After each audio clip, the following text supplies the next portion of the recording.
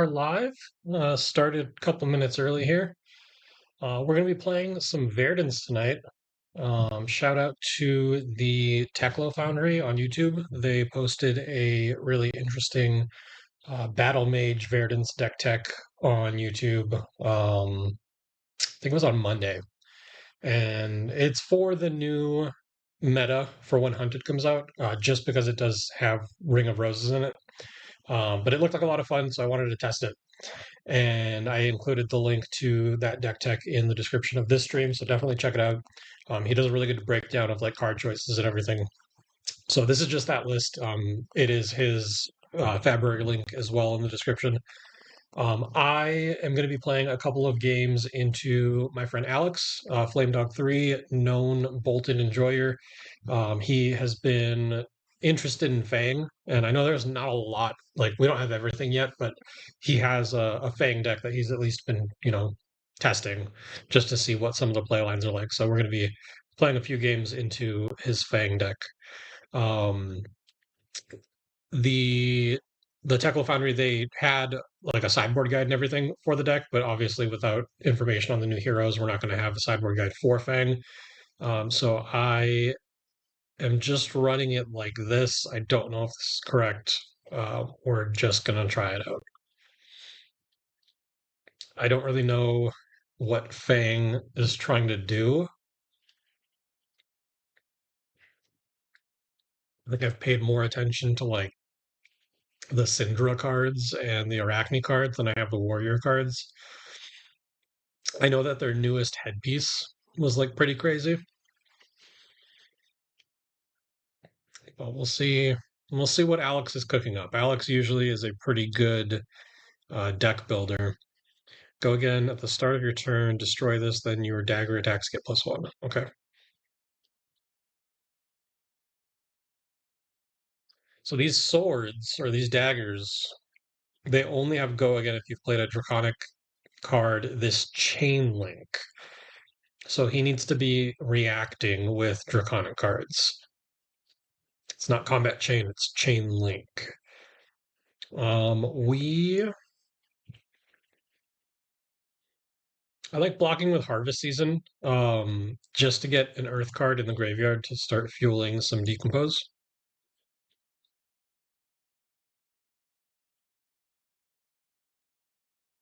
And then we're just going to Sigil on turn 1, go up to 43.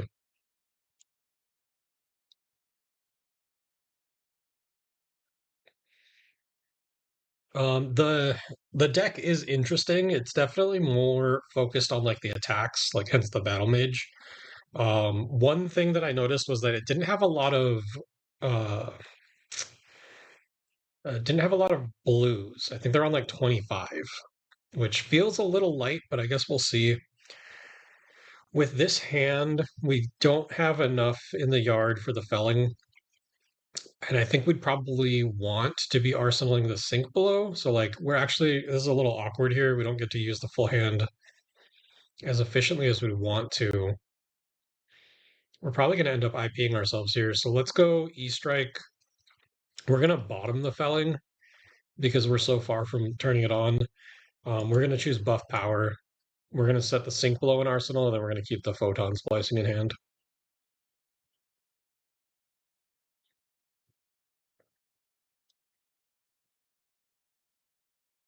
He just takes the 7. So going into this turn with a virtual like 6 card hand, because he had the card on board and then the arsenal plus the 4 cards. Sworn Vengeance, your next dagger attack this turn gets +1, and when it hits a hero, mark them. So this dagger is going to be +2 totals. Right now it's coming in for 3. And then if he reacts to this with the Draconic card, it's going to get an additional +1 from its effect and go up to 4. If we figure most reacts are going to be like a +3 buff, we're looking at needing to block 7 here. Warmongers could be good into him because he's going to have a lot of actions leading into his attacks. I think we're just going to block with the felling, and then if he goes for a reaction, we can play the sink below. So target dagger attack gets +2 if you control 2 or more. Okay, so this is going to go up to 6. If this hits us, we're going to get marked. I don't think we want to be marked, so we will play the sink blow. No need to sink anything there. Nice. He had the blade flurry. That's pretty good. So it's going to come across for 1. And that does mean that we're going to get marked. And then he gets a fealty, or at least he should. Oh no, whenever you hit a marked hero. Okay. So if the next one hits us, then we're gonna get he's gonna get a fealty. This comes in for 4. When this attacks a marked hero, create a fealty. So he gets a fealty off of that. And then like without giving him 2 cards, there's no clean way to block this. So I think we just have to let him get another one.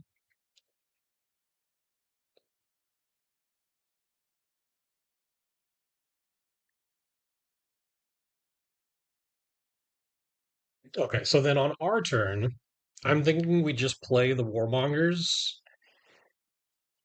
and then Arsenal the Ring of Roses. And then depending on what he chooses will affect what we choose.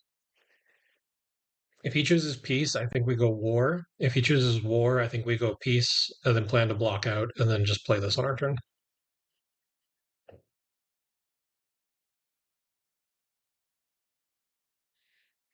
He chose war, so we're going to choose peace.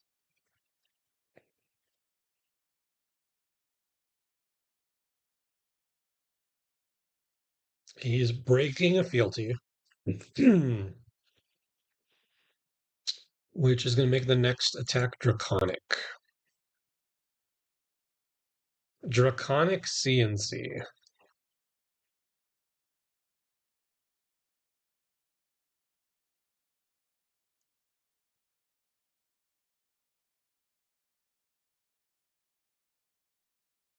I think we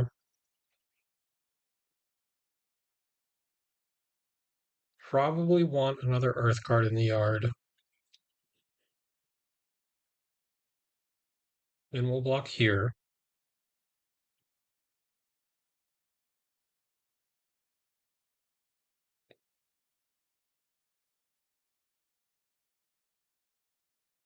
We're going to play out the ring.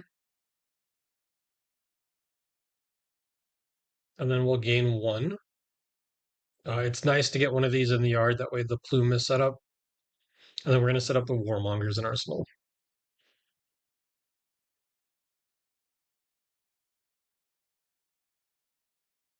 We did find one of our decomposers, so that's good.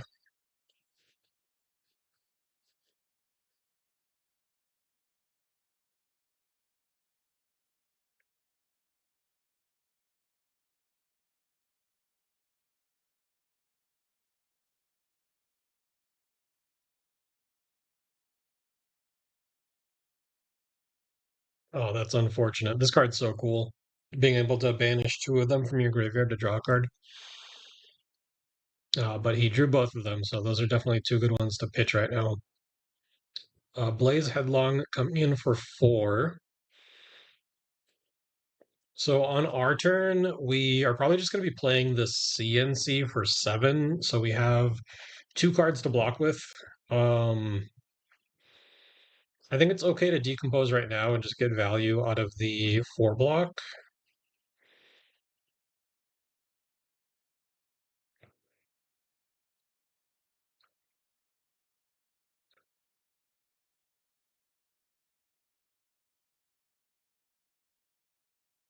For the Trikai. So he's going to get a fealty, which would take him to, I think he has 2 right now. Just 1.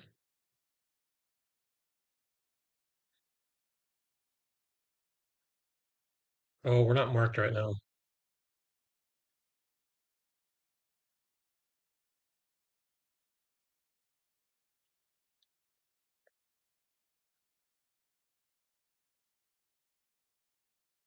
Okay, so not bad for us. We just get to send 7.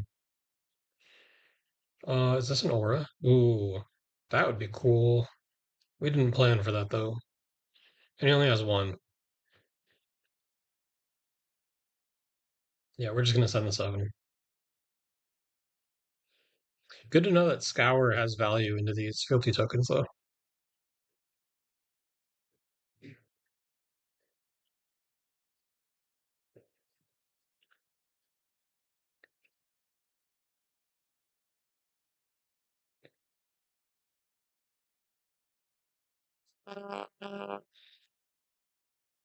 Giving us armor here is pretty good.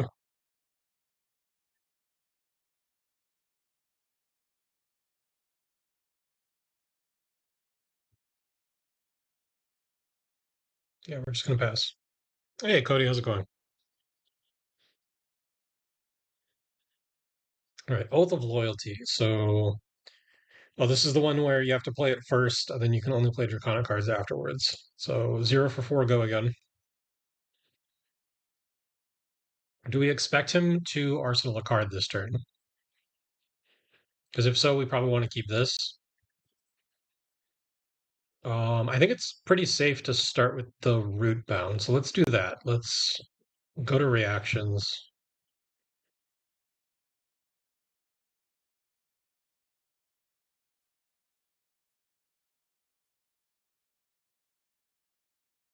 If we hit these three, we would go to 5.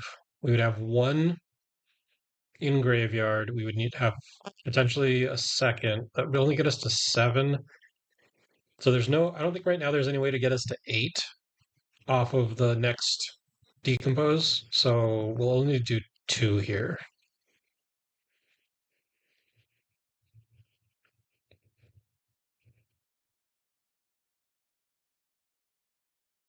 Blaze Headlong for 4. I think I like blocking with the CNC, and then on our turn we can go Pulsing Aether into Waning Moon.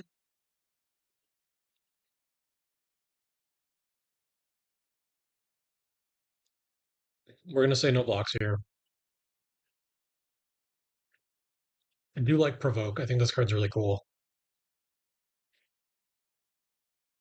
Okay, so pretty good for us. We are going to zap him for 4, which you can only prevent 1 of. But he's going to take the 4, which will trigger the Ring of Roses, and then we're going to gain 1. And then a Waning Moon for 2.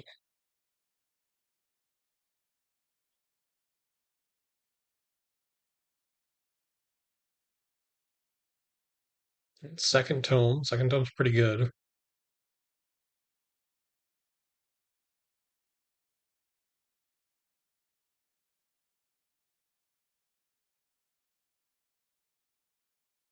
He got rid of a Blaze. Is he playing another Tome? Wow. I feel like the second Tome is bad. Like his hand must have been really bad to want to play the second one.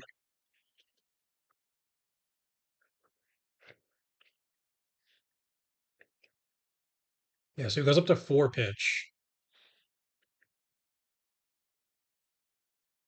So next dagger gets +3, and when it hits a hero, mark them.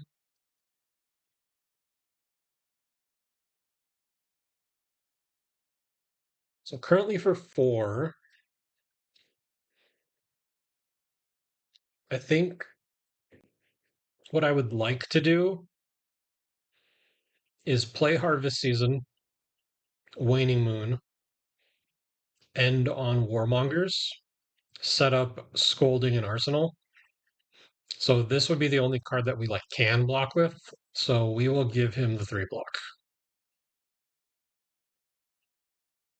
He's gonna go +3. We will take 5. And we are marked until an opponent hits me. And then he's going to set up an aura for the next turn. Oh, nope, coming in with the last one. So if this hits me, he gets a fealty. Go to 2. I think I'm okay with that. I want to save the armor block, I think. The the block on the Millennium Tree is pretty.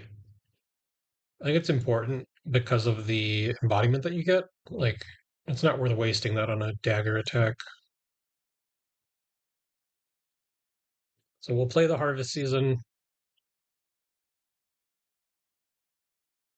Waning Moon. We get to gain 1 off of that, and then we'll play the Warmongers. He chose War. I think we're also going to choose War. Hope to draw like one of our Fellings or an E-Strike. Fruits is okay. Leading on a 0 for 4 go again.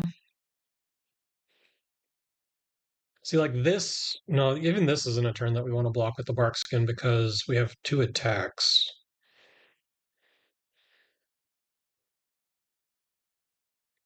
I think we just want to keep 1 blue in hand for the. We're going to attack with the fruits. Mark target opposing hero. If that hero is Arachne, gain 1.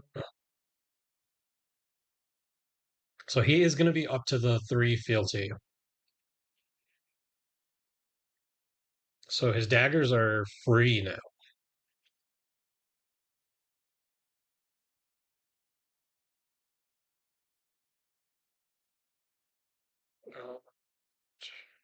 Create another fealty token. So he's up to 4 now.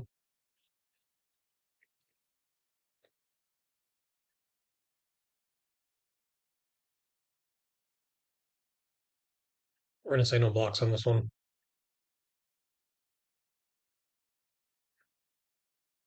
All right, 4 fealty. We're going to gain 3. And I think we're just going to send 7.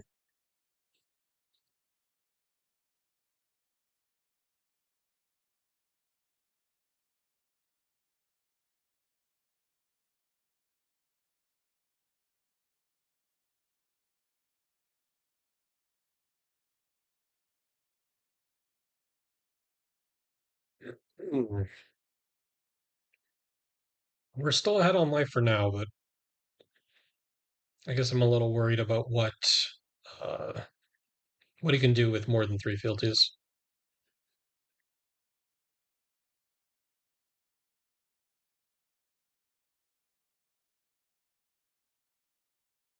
What is our damage potential here?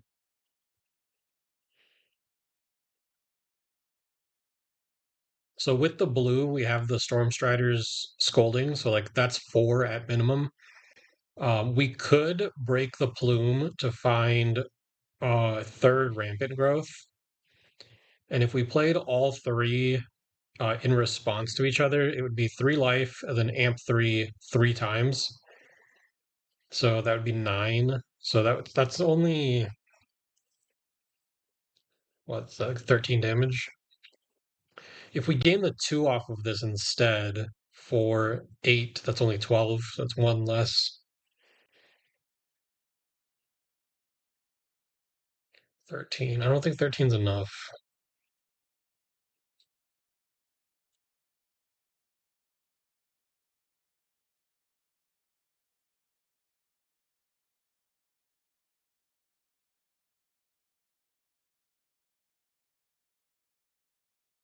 I do think we're going to say no blocks, though.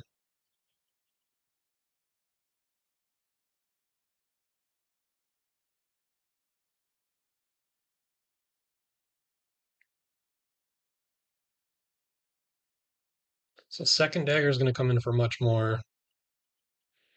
It's going to be for 4. I think we're also going to say no blocks.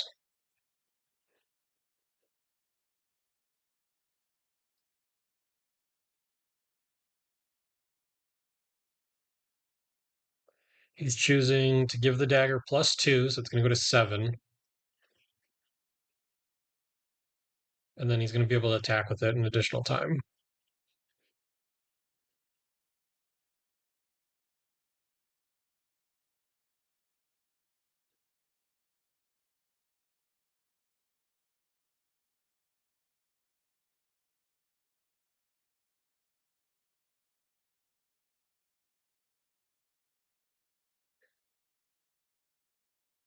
Hmm.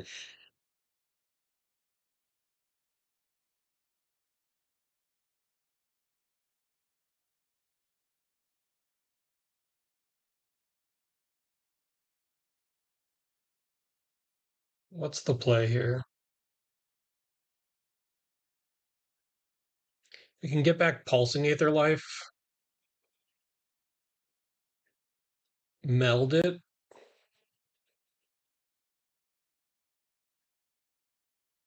and then go amp amp. Hey Sage, how's it going? We're playing against Alex right now. I'm gonna let him know we're thinking. If we get back to Pulsing Aether Life and meld it, we amp 6, so then it only comes in for 10. If we just play the Pulsing Aether half and then save the Waning Moon, that's 6, and then we amp 4, that's also 10.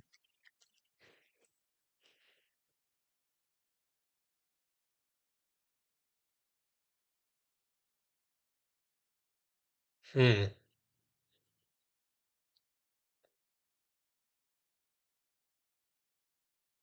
I don't really know what to do with this hand.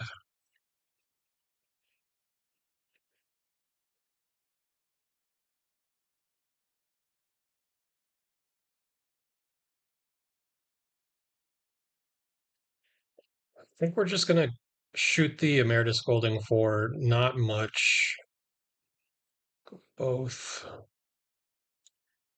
In response to, so we gain the one. In response to the Rampant Growth, we're gonna play the other one.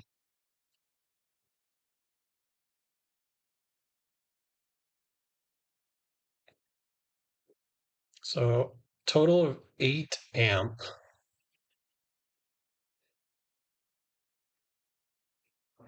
Hey, Blake, thank you. Trying to win. We'll see if we can. I think we just pass.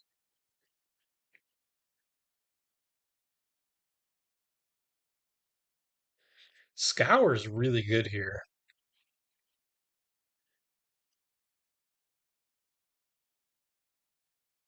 We're gonna say no blocks on the dagger. I want to blow up all his fealty tokens.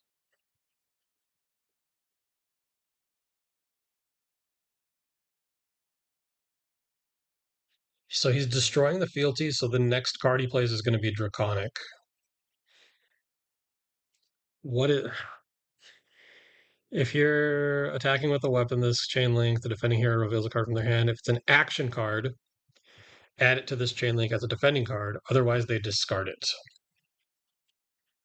So luckily, I get to show him. So I want the Scour, and I want the pitch for it. So I'm probably going to keep the blue and the yellow. So I'm going to show him the CNC.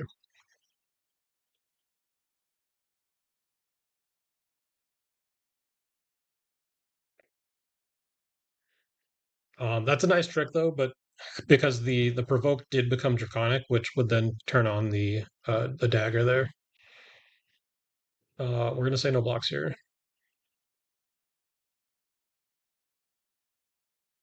It's gonna give it +3. Okay. We're gonna scour for 5,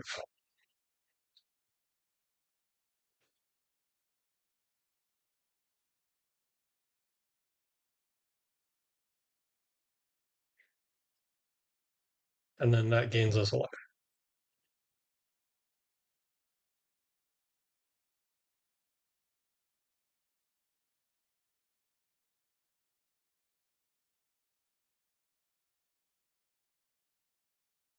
So next dagger gets +3.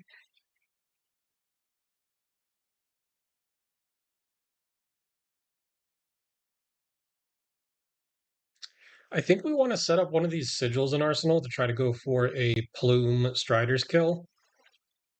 So that means that we don't have room to keep the Fiendals. So we're just gonna block with Theater to essentially save 2 life.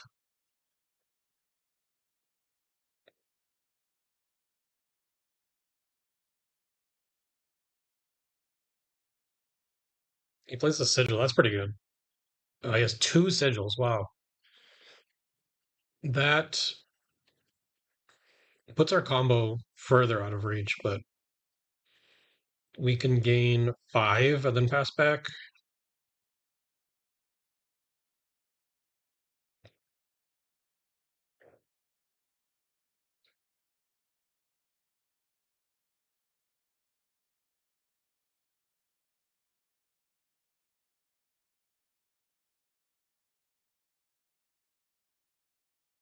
Um,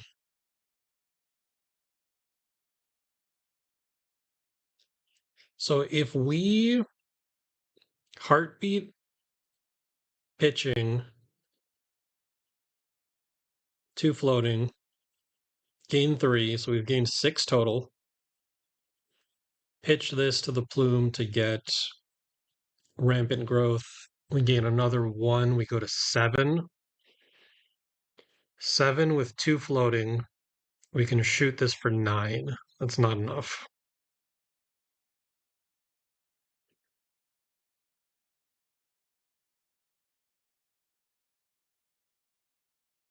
It's not enough.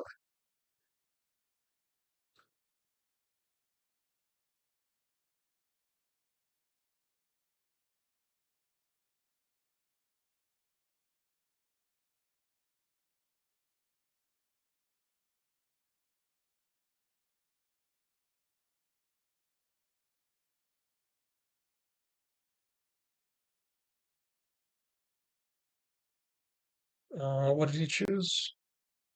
Mark?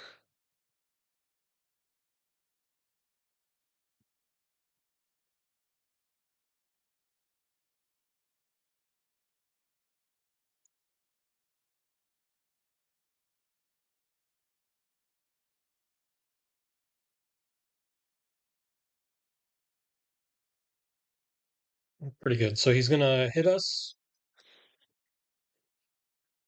He's gonna get a second fealty, and then we're still gonna stay marked.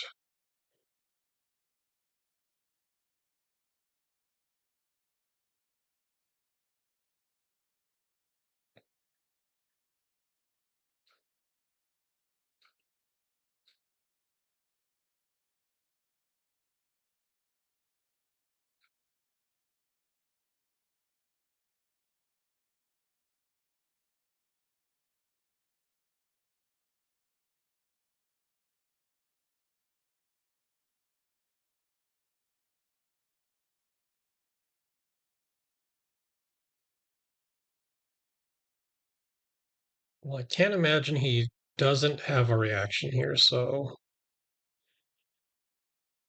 we're gonna wait for him to see what he has.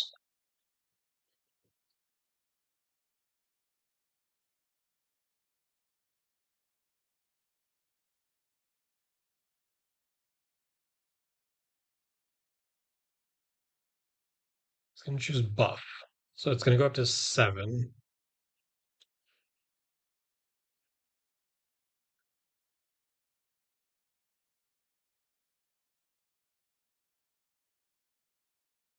And he's gonna blade flurry it up to nine. We're gonna save the sink below for the next one.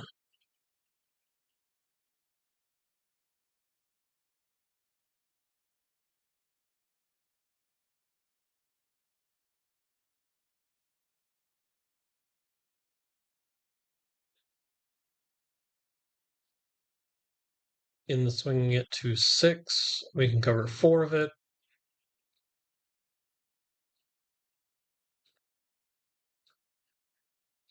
And then we're just gonna meld this pulsing at their life on our turn. So gain one, hit him for four, and then gain another one. This Ring of Roses has actually been pretty nice this game. I feel like it's gained us a decent amount of life.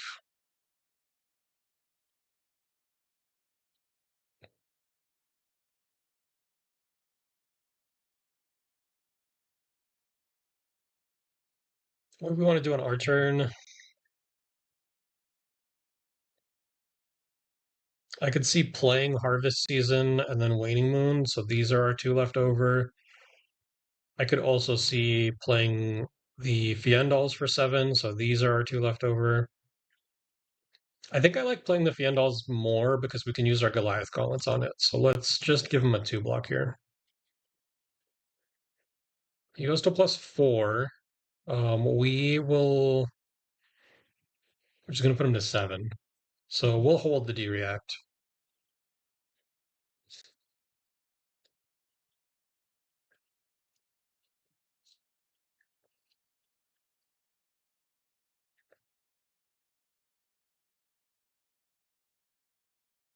Ooh, drop of Dragon Blood. So he's gonna draw a card, and he gains a resource.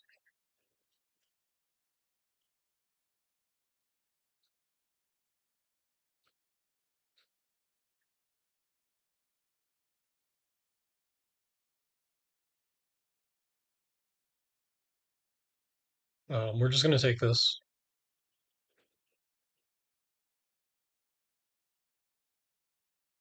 Okay. We're pretty set up for a kill on his turn right now, as long as we draw not all reds. Because he's probably going to be taking some amount of damage off of this. And with the Sigil in Arsenal, the Plume should be able to get us the Rampant Growth. So all we're really looking for, blocking it out completely. We're looking for a spell that we can Storm Striders.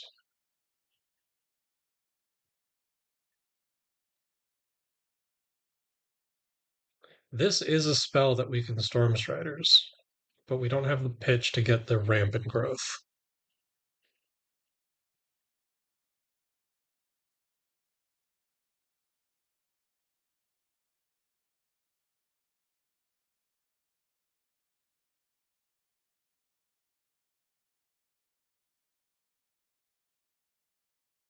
We're going to say no blocks.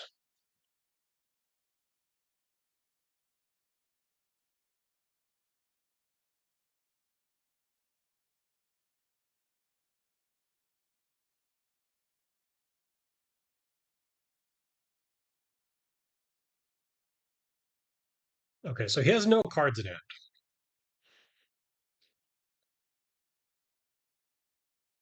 3, 4. So amp 4. This would be for 5, which is not enough.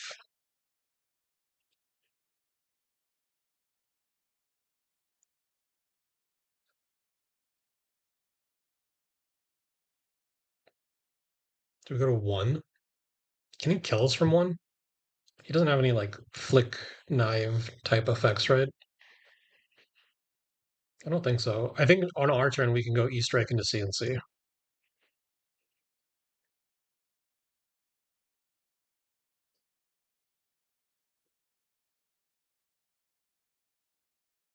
Okay.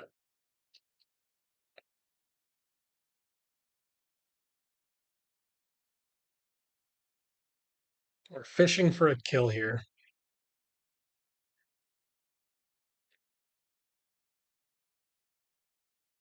He's going to D-react it. Double D-react.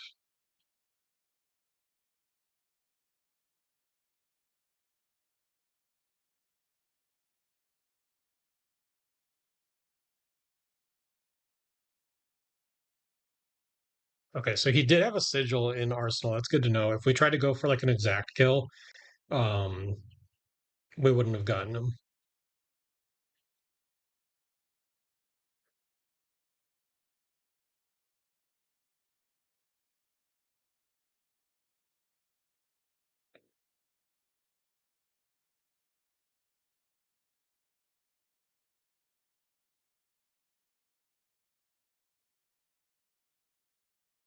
So depending on what he does here, if he doesn't play a draconic card, he might lose all these.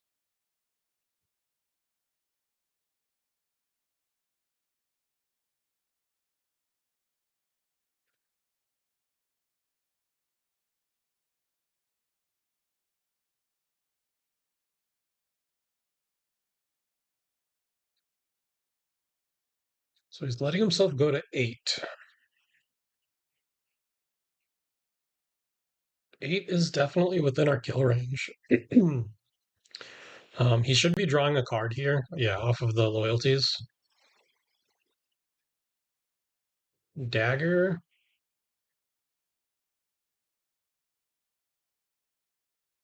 for 1. And these all red hands are killing us.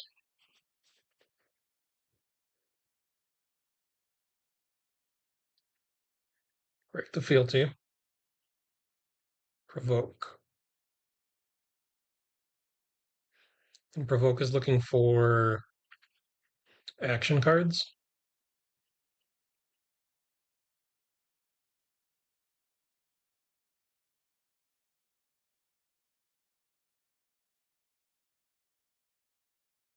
Oh, he broke the fealty, so he doesn't have a free dagger attack.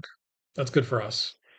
We're going to send 4, which is going to gain us life as well.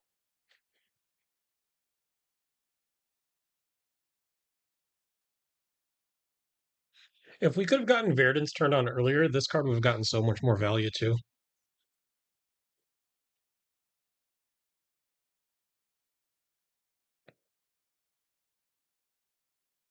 Is this the kill hand? Scour pitches to Plume. Summersfall pitches to Stormstriders, 2 floating. We gain 2, gain 3, so we're at 5. We have the rampant growth in our hand, so 6. And then this is for 7.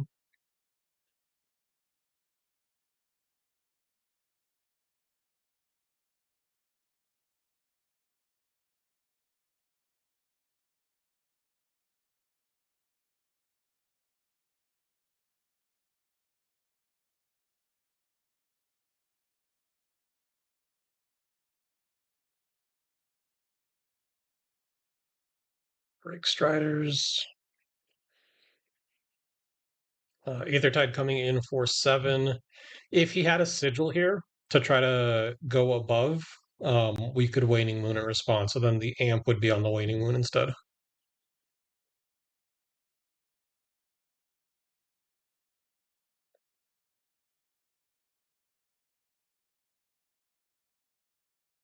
There's no rematch button, huh? Let's see if he wants to. Okay, looks like he did. Interesting, interesting matchup. And again, this is Fang with not all of his support. Like this is just what has been coded into Talishar so far.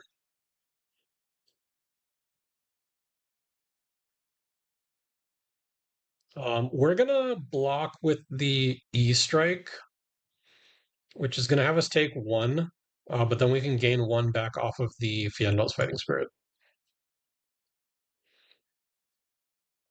Yeah, man, we're trying to. I don't know if you saw it, but the Teklo Foundry posted a Verdance Battle Mage deck tech, and it looked really interesting, so I want to try it.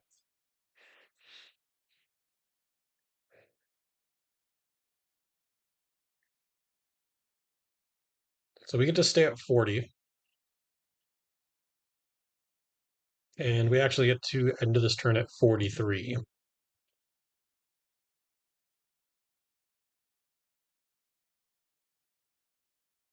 This is an Alex Fang deck, yes.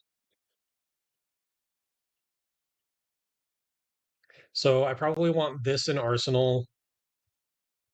So we're playing the Pulsing Aether, or we attack with the Fiendals, pitching both of these. I think I like that better.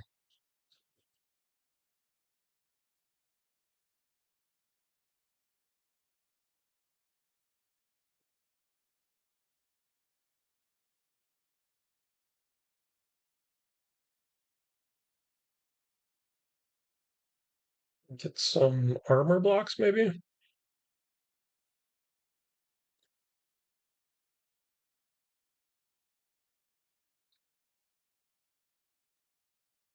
Seeing these this early is actually kind of bad.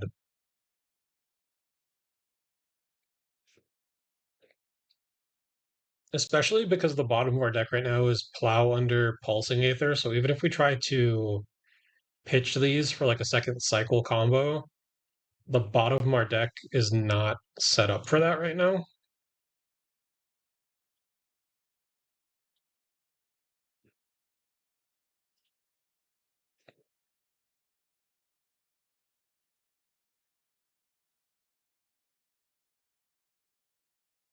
Hmm. Yeah, this is just a really bad hand. We'll see if the sink below can get us. something better. What are we gonna sink though? He's gonna choose to mark us. I think we have to sink one of the rampant growths.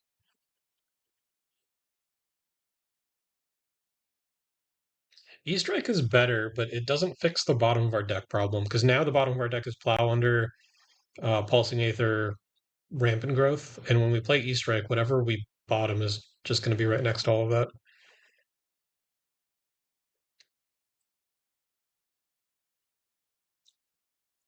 I guess we just take the damage here.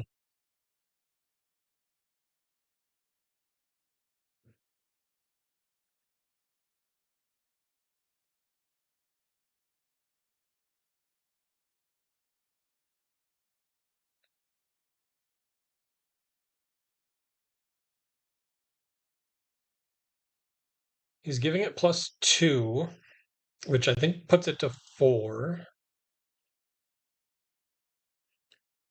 And without the Earth cards in the graveyard, we actually can't get above that. I do still think we play this.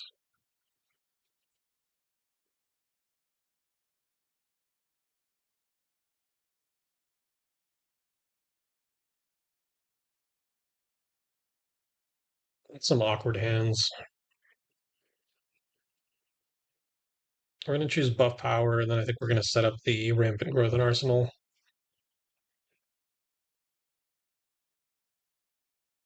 So the bottom of our deck is Plow Under, Pulsing Aether, Rampant Growth, Harvest Season. That is not a good 4-card hand.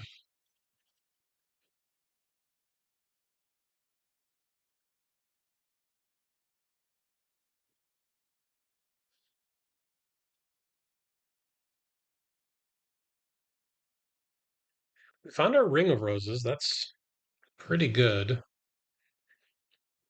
And then we can go Harvest Season, Waning Moon them, end on Ring of Roses. So we have an extra card here.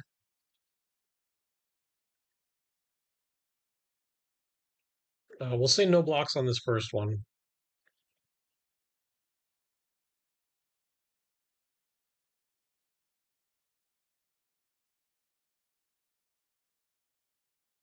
So that gets him to his third fealty. So this dagger attack is free. We're still not going to block it. Gives it +2 or +3. No, +2. I think we reached second cycle last game. It was pretty grindy.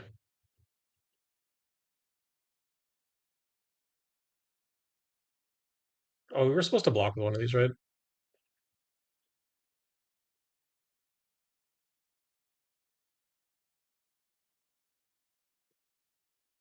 Hmm.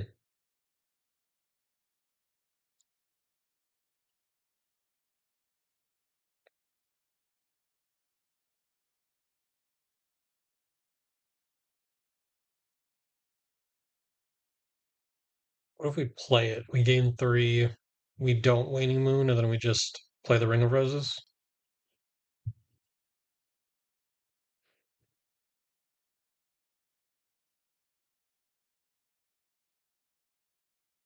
Yeah, let's do that.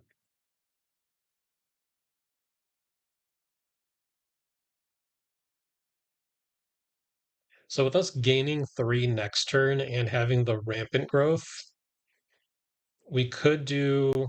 No?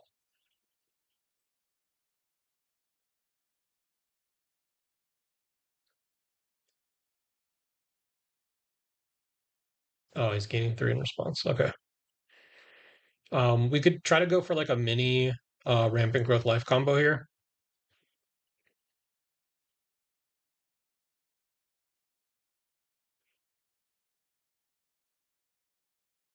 So that would probably be the Aether Tide. And then I think we're going to set up the Felling in Arsenal.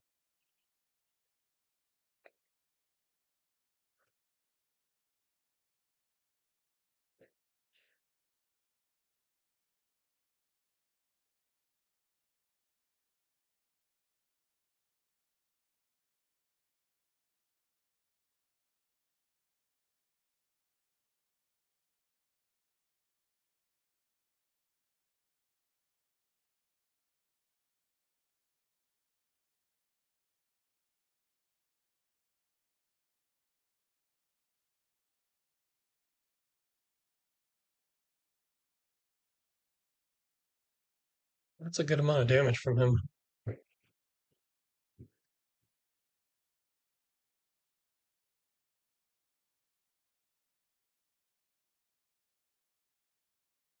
So Aethertide for 5. This should get us his arsenal card unless it's like a sigil.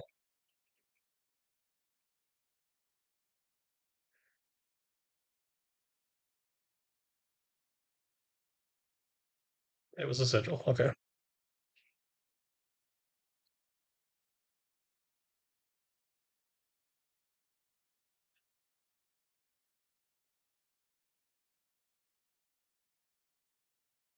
We do gain 1 off of that, so that's pretty good. This is our 3rd rampant growth. The other one's on the bottom of our deck right now. The scour is really good here.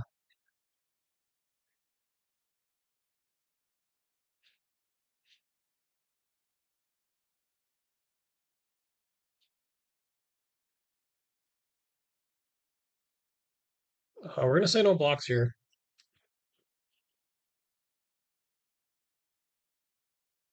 Breaking the fealty. Playing Blade Flurry to go to 4.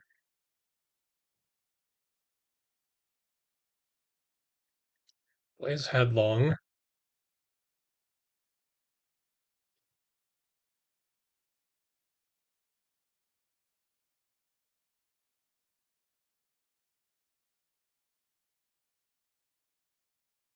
Block for 3.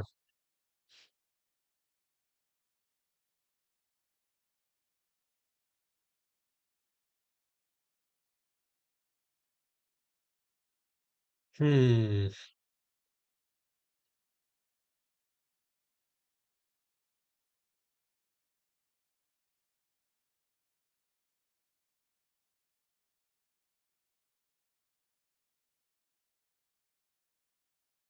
I think we're okay with just taking the 4.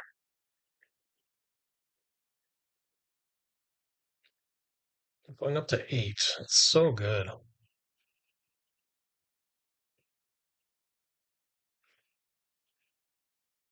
We're gonna gain 2.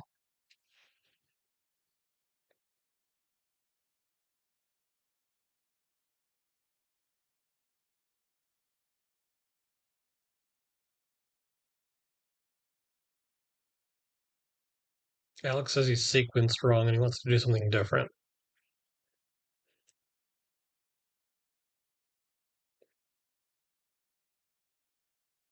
Breaks the fealty. Plays the Blade Flurry.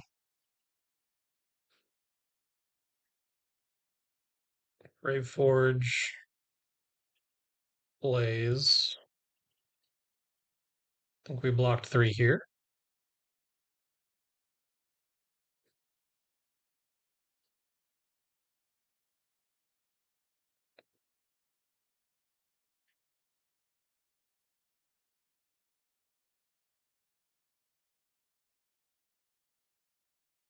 Oh, so he's gonna get a 3rd fealty here.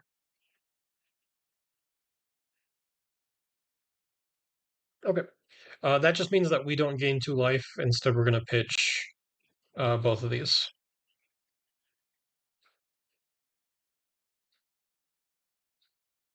And he's breaking all 3 in response. So our Scour won't deal any damage, but now he has no fealty tokens.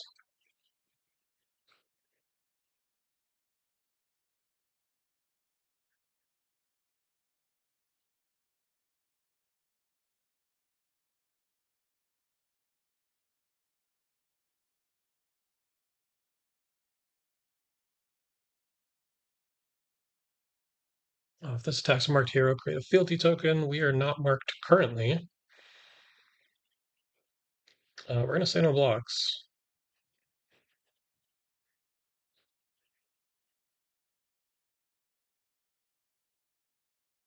Okay, not bad.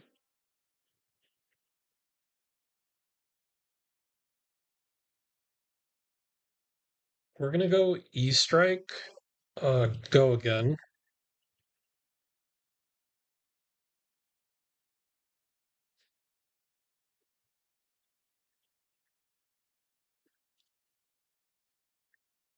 He has D-React. He has two D-Reacts. That's pretty good. So he's drawing a card next turn. We're going to break the chain to play the Goliath Gauntlets. And this is our first decompose, so this is only going to be for the 4, but we're giving it +2 off the gauntlets. And then our next one will be turned on.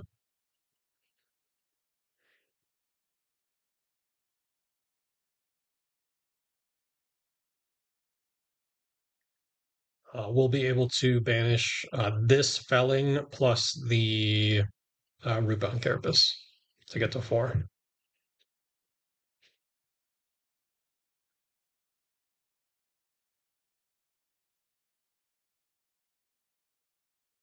For the Drakai coming in for 4,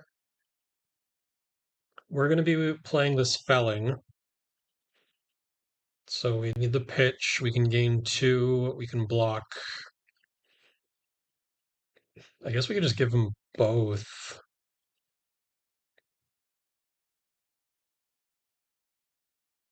It gets more Earth cards in our graveyard as well. So on this one, we can banish 3. And then on the next one, we can try to banish 3 as well to get Verdance online. We're going to gain 2.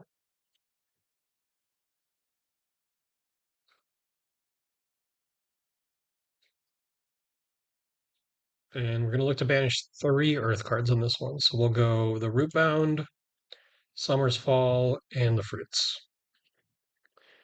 And then that'll leave the Felling, the Autumn's Touch, and the other Felling to get us to 8.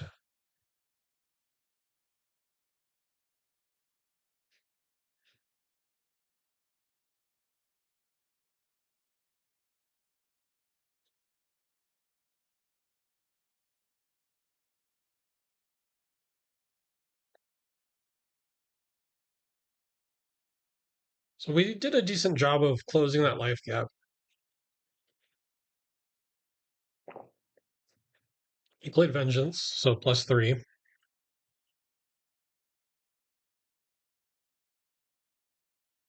Our turn is probably going to be the Plow Under and then Arsenal the Sigil. So this is our extra card.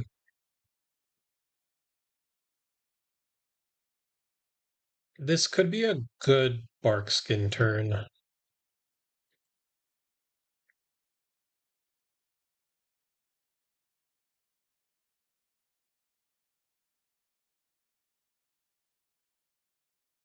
Because this is now blocking for 4.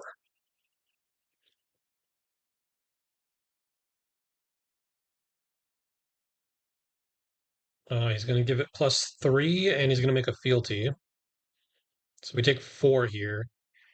He now doesn't have an arsenal. So does that change what we're doing with the Plow Under?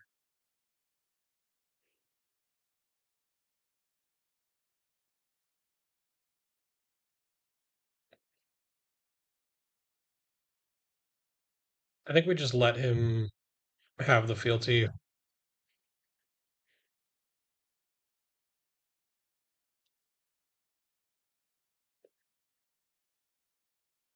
And I think we just send the 6.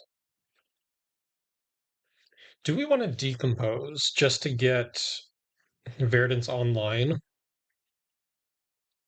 I think we will.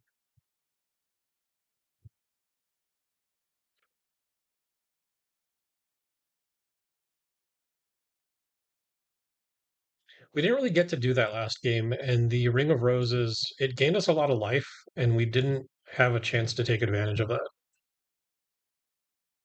And for a hand like this, going into our turn, like that could be pretty good.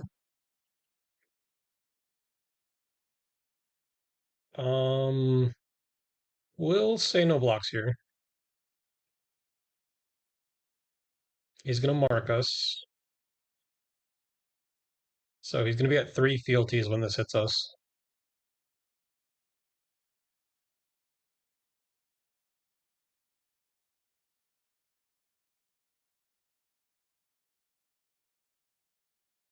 We're gonna say no blocks again. Drop is going to draw him a card and give him a resource. +4. That's a lot of damage. Go to 3. But his turn is over.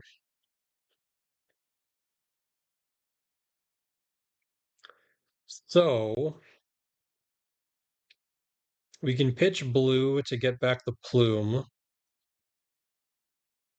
but then we wouldn't be able to go heartbeat pulsing. So we can pitch the heartbeat to get back the rampant growth, gain 2, 5, 6, 7.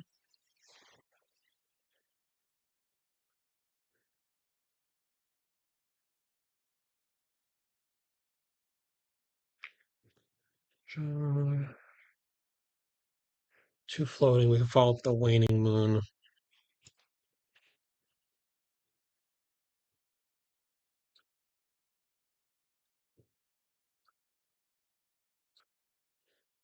So we're gonna go gain 3, shoot you for 1, which is gonna deal, which is gonna gain me 1, which is gonna shoot him for 1.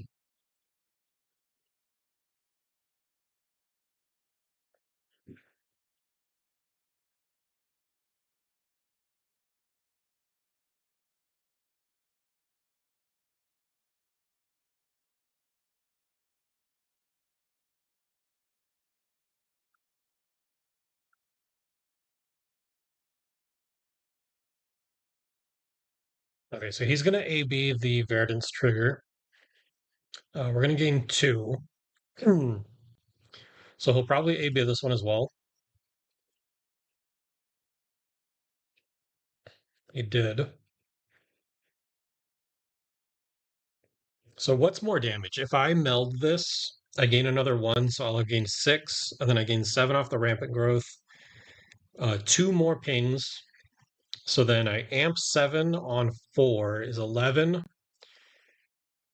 2 pings is representing 12, 13.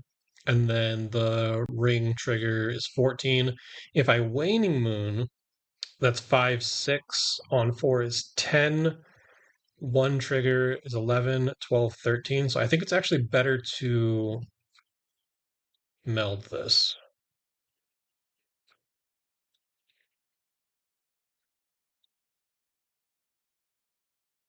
So he AB'd that.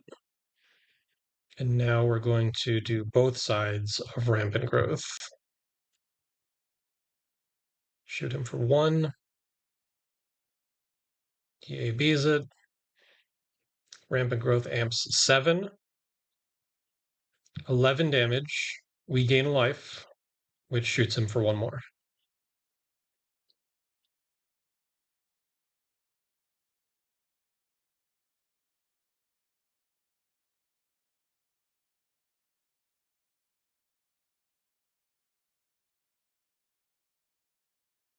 So this card is very good. When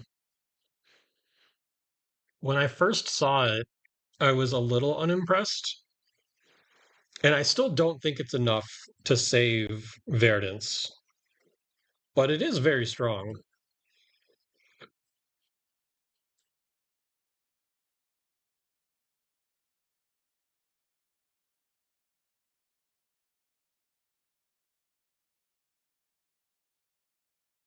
What do we want to do here? Is this just a Warmonger's turn? We can block with the Destructive Aethertide. And then de-react whatever he tries to instant in.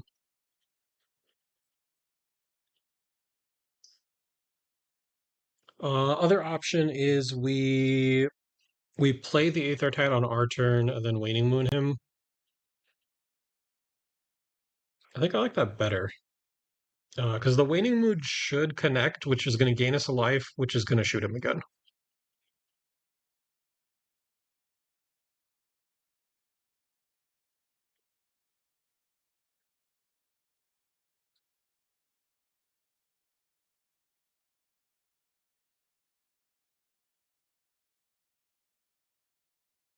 We'll take the 4 here.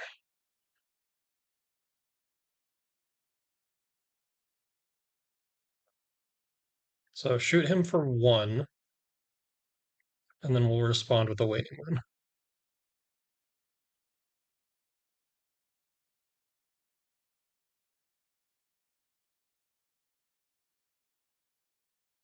So he has 2 arcane coming his way. He's going to be able to AB them both.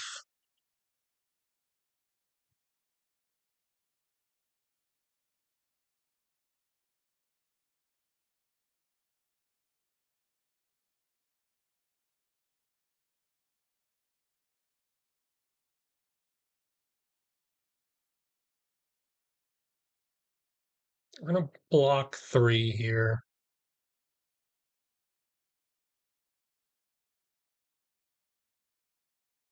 He has Tome. Tome's pretty good.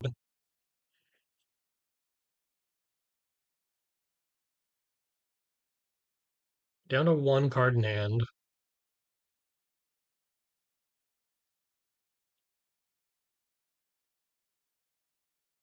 Is there a way for him to kill us from here? It would have to be like the +4 would take him to 6. No, he could even do it with like 2 +3s.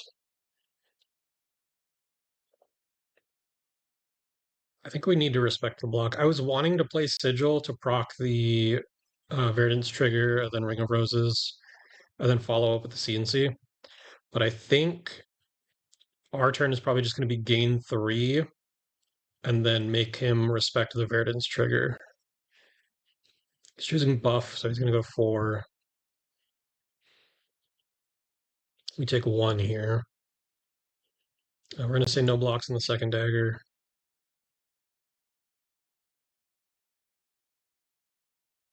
Okay. We're going to gain our life.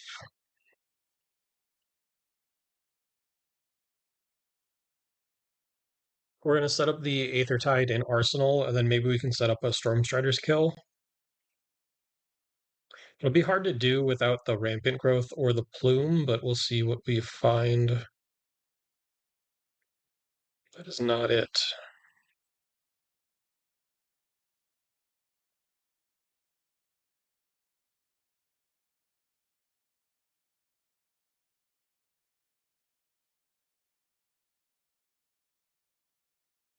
He's going to go +4.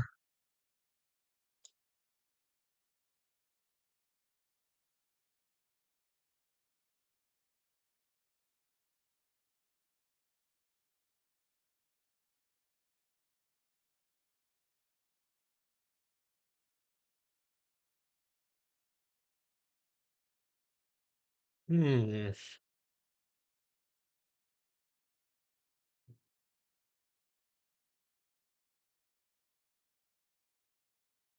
We block 3.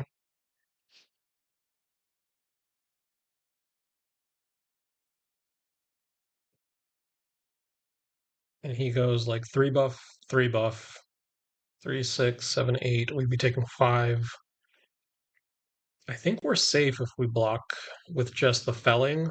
Our turn, we can clear our arsenal. He's going to have to pitch it, otherwise it's going to trigger the ring. And then we can set up the pulsing aether in arsenal for a better Stormstrider's turn.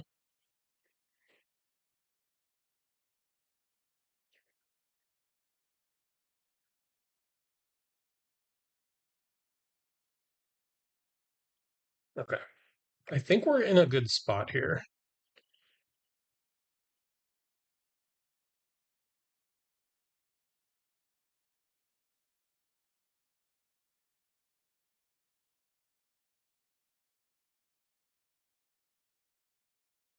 We do have a pretty gross pitch stat coming up though, and gross in the bad way.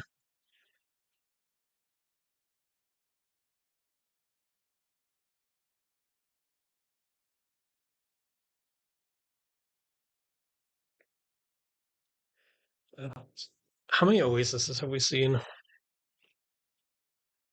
2 so far? Because right now, with the pulsing aether, and the Waning Moon. We're representing 6 damage. He only has AB1, so 4 would come through, and he's at 4. But that requires us to keep like 2 blues in hand.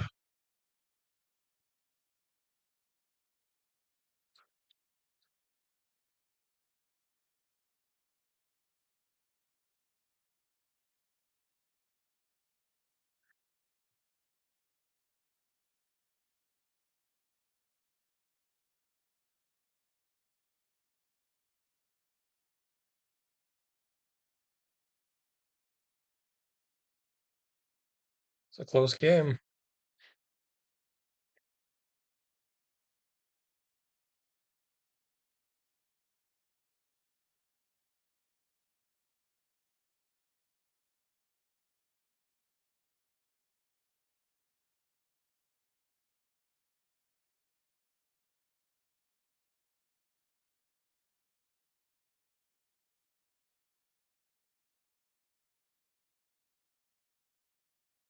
So it's coming in for 4.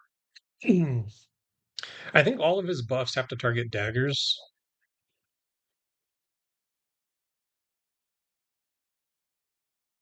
So we're probably safe from dying here.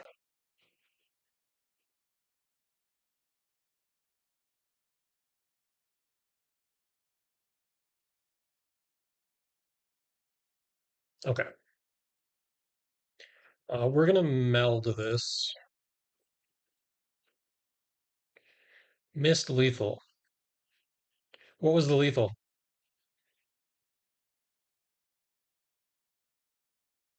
Because we were also trying to play around him having his third sigil.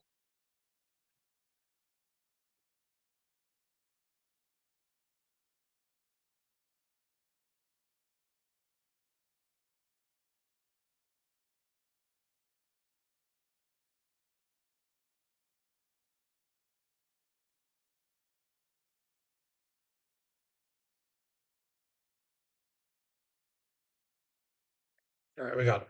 So the idea was if he had another sigil, he would go above the damage that we presented, right?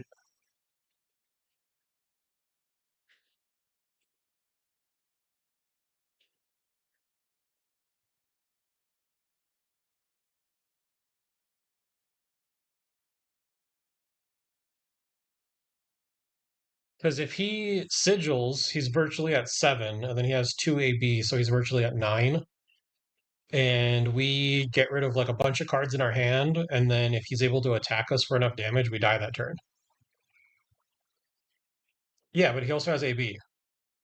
So like he's at a virtual 9, not 7.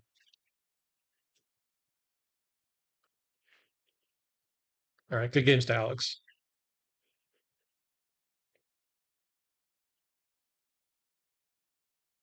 Oh, he had no cards in his hand. That's fair. So then, yeah, in that spot, I guess it would have been safer to go for it. Okay, so do I want to play in OpenCC? I don't love OpenCC just because like sometimes the cards don't work right. People can bring weird stuff. So if I keep playing tonight with this list, I think I'm going to cut the Ring of Roses to just be able to play this in uh, legal CC at the moment. Oh, GG, just some things because without the full set released caused me to play the D-Reacts into you. Yeah, no, that's totally fair. And I mentioned that like your list right now is going to be far from um ideal just because we don't have everything. But that was fun. That was fun. I hate OpenCC, but if that's what the people want,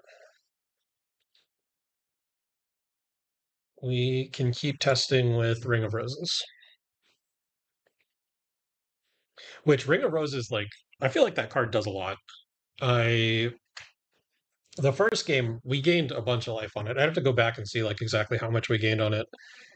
Um, but then once you get Verdance online, like it's pretty good.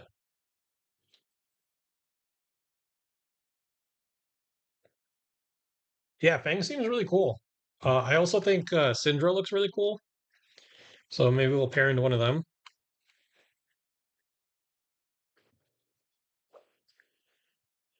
I'm not a huge fan of like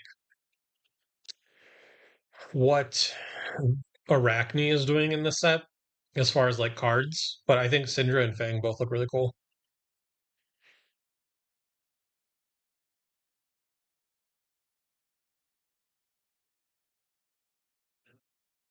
All right, we did get a Syndra. Against Syndra, I don't think we want to be on the combo, so that's pretty easy. Do we have any similar matchups that we can board into? Like it would probably be an aggro matchup, so maybe like the Aurora board.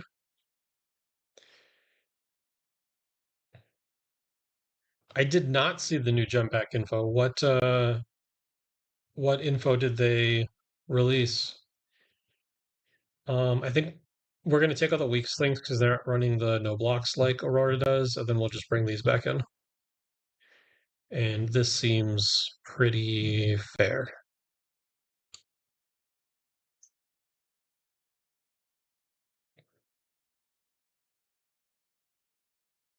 Um,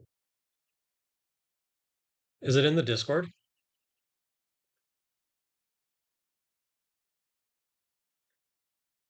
Hold please.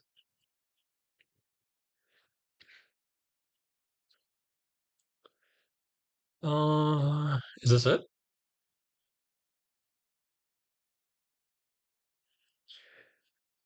Gem pack one. So you get cold foil of the weapons. You get extended art cards. So the gem pack comes with a regular print, a premium foil, an art card. You get 50 packs per carton. There's 32 cards in the set. It's interesting. They're just passing. I don't want to go too far down on cards. I'm gonna rip the first one, but I feel like if I rip the second one, they're gonna send more damage than what we gained. So I think I'll keep that one in hand.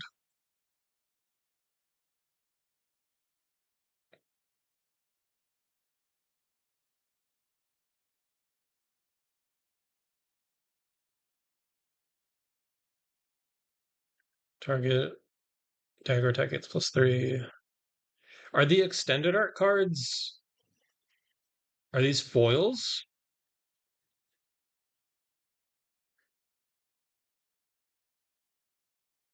Like it doesn't say extended art rainbow foil. So are these all non-foil? I think we're actually going to get 3. Our hand would be pretty bad if we drew like a nothing fourth card. So now they're going to be attacking us.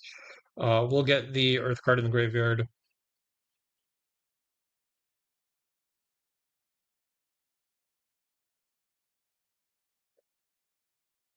Yeah, it really does seem like they just put armory cards in the pack.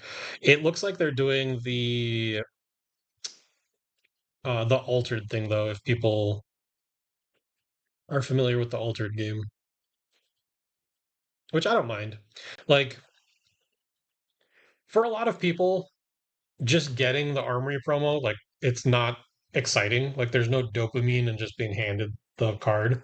Like people like opening packs, right? So if you get to just open a pack to get your armory promo and then every once in a while you get something really cool, like I think that's a good player experience.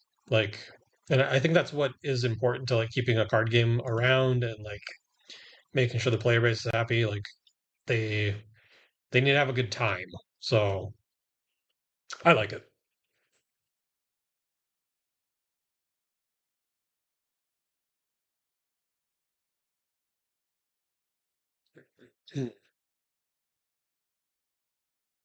Yeah, right. Like a lot of people just like don't even bother taking them. So like this way, you can still open your armory pack, and if it's nothing you care about, you can give it away, but like then you might find something cool.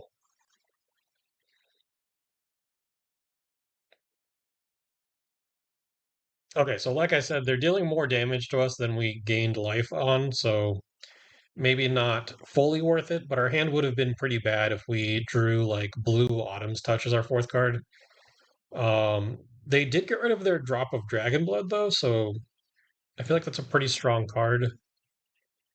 They also don't have Go again, so the card that they just drew, like they already had a card in hand.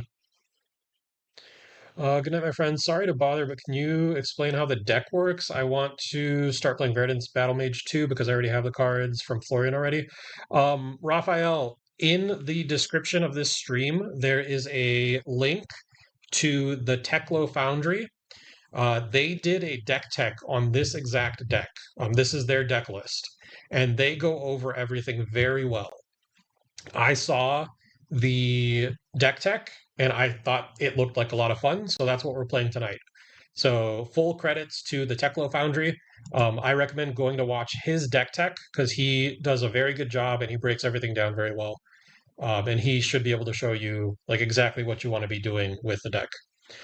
Essentially, it's just like a big attack style deck that has a Storm Strider skill. I think we just want to send the CNC here and then Arsenal the Sigil. Summer's Fall Red came in from the sideboard because we selected the Aurora matchup. We probably didn't want to bring this in against Syndra, so maybe a bit of a mistake there. Um, but it's fine. Yeah, of course, man. I want to make sure that he gets full credit for it because it was a really good video. So I encourage everybody that's interested in this list to go watch it.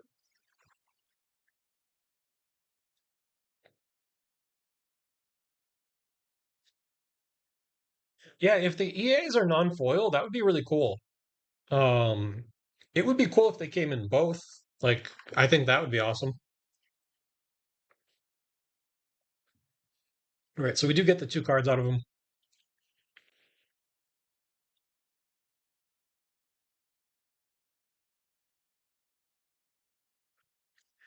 They are only on one AB, so just like Alex in the last game, like if we can get a big rampant growth combo, we can do a pretty good amount of damage to them in one turn.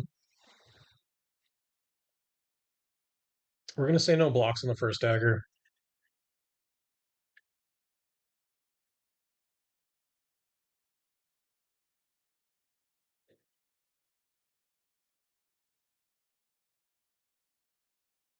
Burning Blade Dance. If you control two or more Draconic Chain Links, this gets go again, so I'm assuming this counts itself. When this hits a hero, you may have target dagger deal 1 damage. Okay, so this is the Hurl card. Where are we? We're at one Earth card right now, so we can gain 2 life, get the second Earth card in the yard, and then decompose with the Rootbound. He's going to flick the 1 dagger at us, and then pay 1 because now he has 2 chain links to re-equip both of them.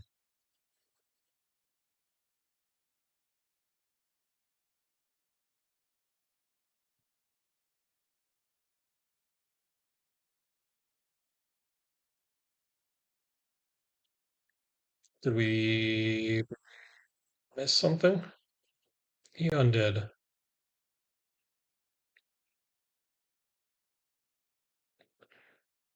So he attacks. We said no blocks.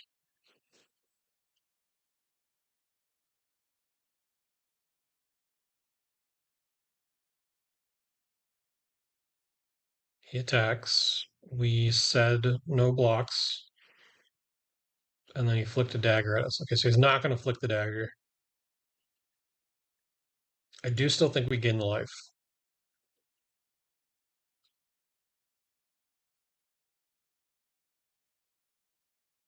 And then decompose.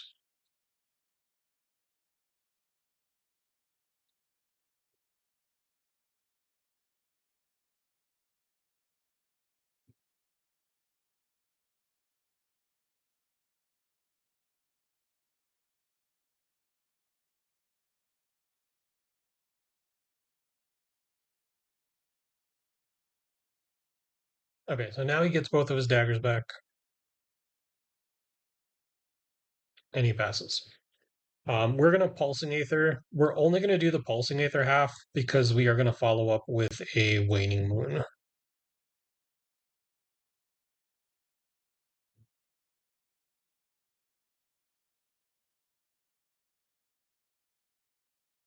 This was probably also for like Aurora specifically. Like we should probably be on the Goliath Gauntlets right now. I didn't pay enough attention when we were sideboarding.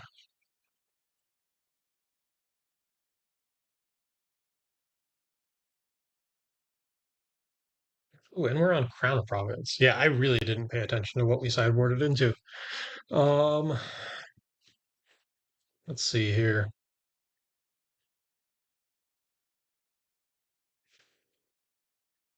We can give him a block here.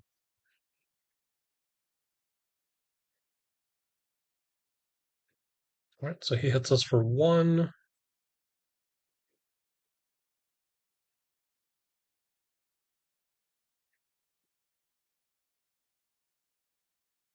We'll say no blocks on the first dagger.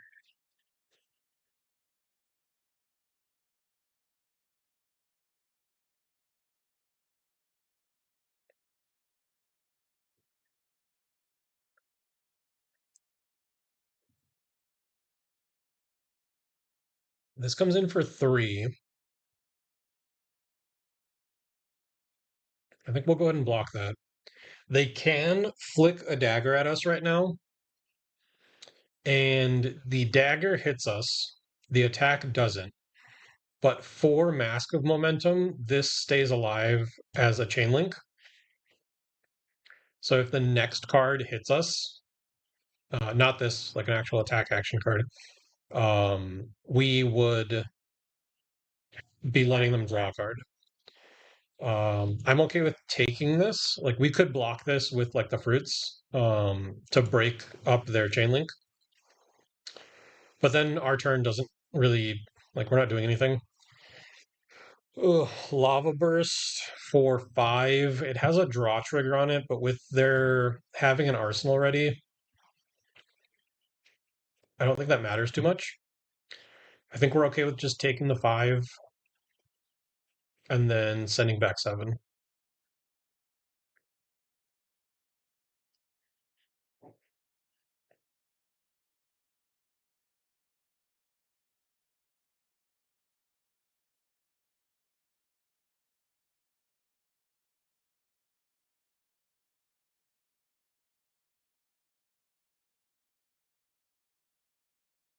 Yep, so they draw a card, but again, it doesn't matter because this didn't have go again anyways. They don't have a way to gain an action point, so their turn is just going to end, and they would have drawn that card anyways. I guess it does. No, this was free right now anyways. Yeah.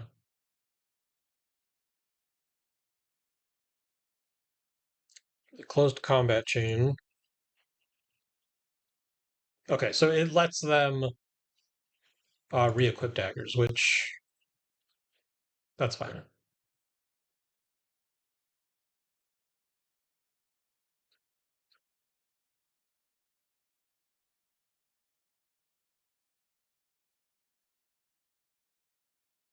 I imagine they're not going to block, and as long as we're walking their life total down with us, I think that feels pretty good.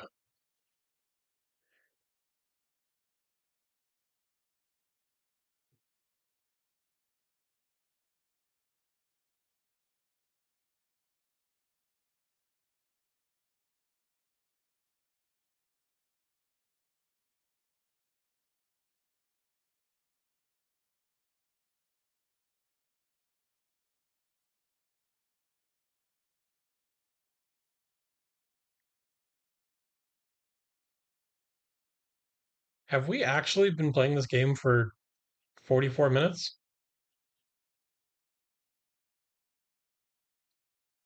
Or is that some sort of like Kalashar bug?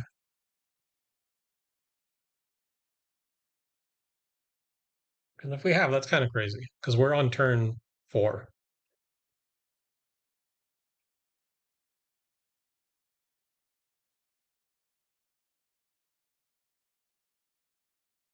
We're gonna say no blocks here.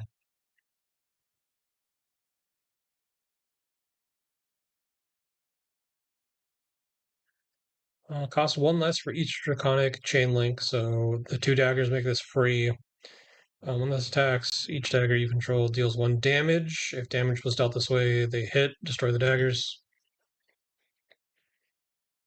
We will block with the E strike.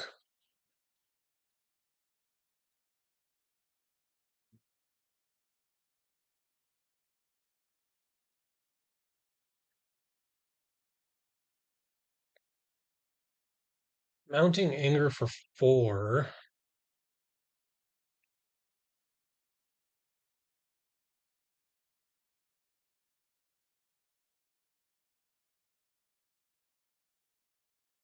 I think we'll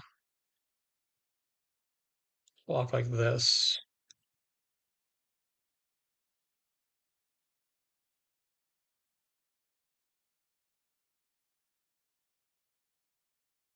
Syndra gets him his daggers back, and I imagine he goes to Arsenal here.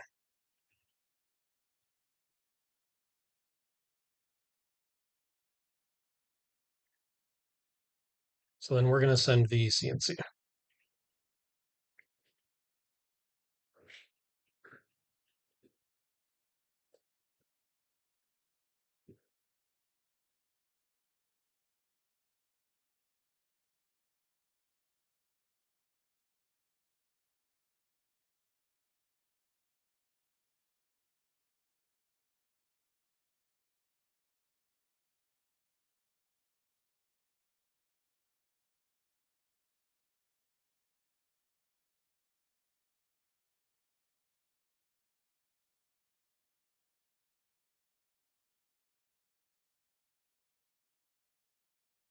Oh, we need to update our wins. Nobody reminded me. We're 2-0 right now. All right, dagger for 1. We have a decent amount of earth cards, so this felling can get turned on. We're going to block with the harvest season, and we'll probably look to block with this E strike as well at some point.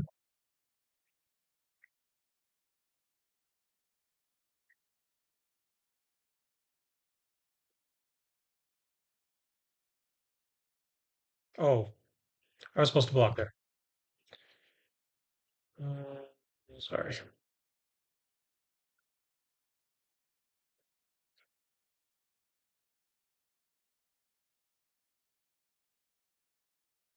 Okay, and then we're gonna decompose with the felling. It's gonna bring it up to 8. We're gonna take the 4 here. He's gonna flick a dagger at us. Hey, Cusco, how's it going?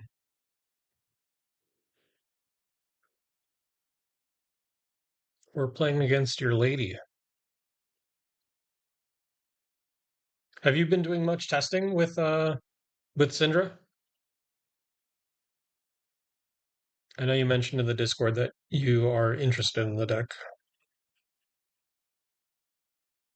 We're gonna do the 3 Earth cards because we have enough Earth cards in the graveyard that the next decompose can get us to 8.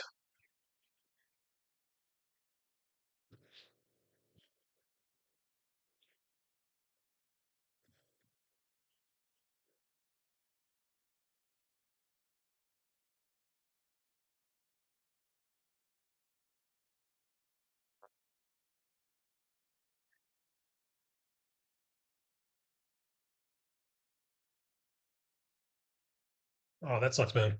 Did you at least get overtime pay? They're gonna play a D-React.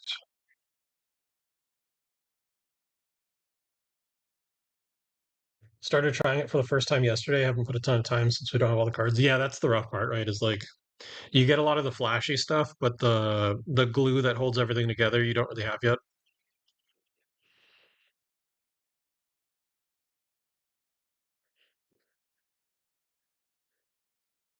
I like seeing the ring.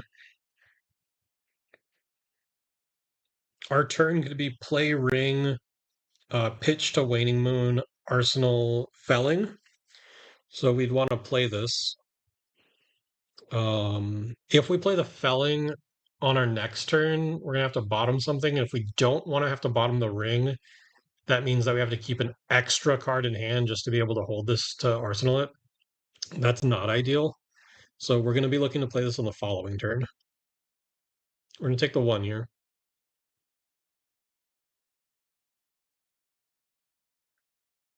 Nice, man. That always feels pretty good. Art of Dragon Blood. It is not draconic, notably. So it's currently just 1 for 4 and ending his turn. That's not terrible for us.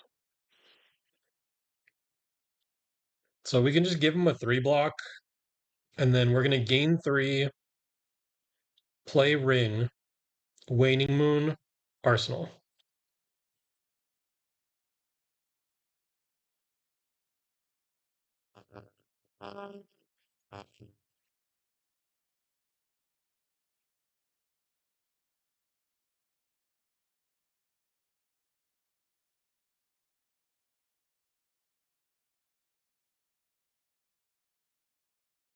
We get to gain a life off of this too, which is pretty good.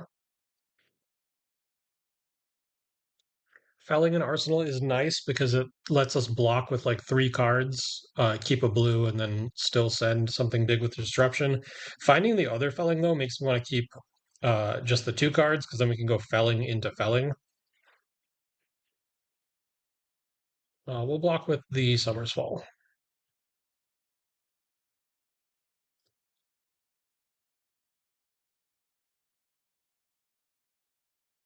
Dang. Hold up, guys. My wife just texted me. She's on a bowling league and she has been trying to beat her personal score of 200 for like forever. The closest she got, I think, was like 199. And she just sent me a picture of a 247.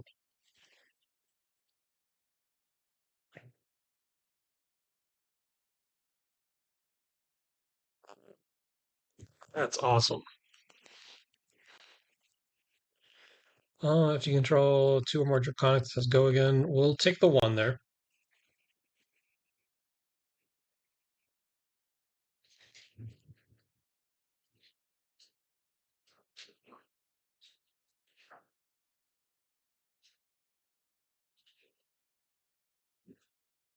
We want to block with this E strike.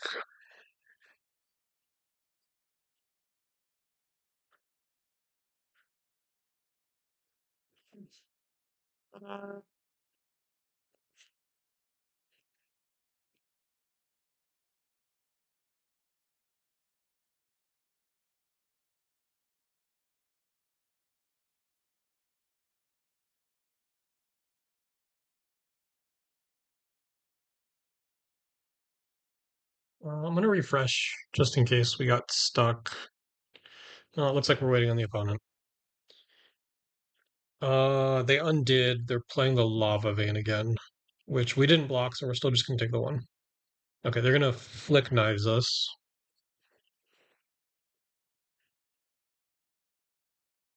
Yeah, 247 is actually really impressive. If you're familiar with bowling, it looks like she only had 1 open frame. And then it was spare, strike, strike, strike, strike, spare, strike, spare, strike. So that's pretty good. Take the 1 here.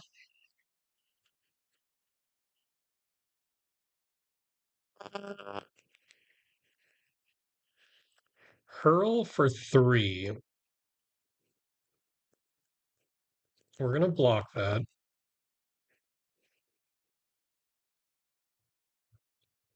And then Art of Dragon for 5. It is not draconic, so it's just for 5.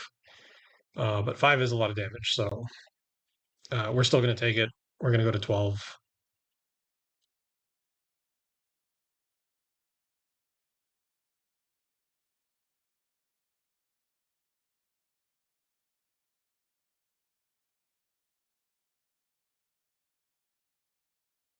Why did they draw a card there? We blocked out the hurl, right?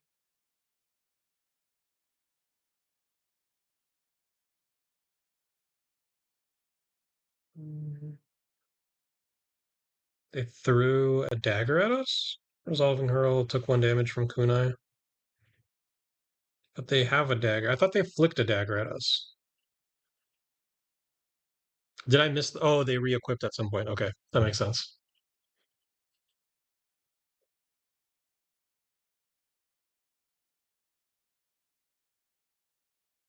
Yeah, I missed. I missed them re-equipping. He did. Yeah.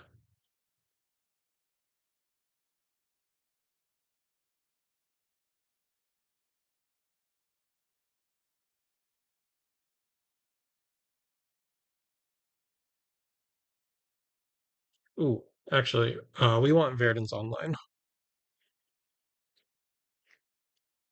Hey, Adam, how's it going, man? How you been? I feel like I haven't seen you since Chicago.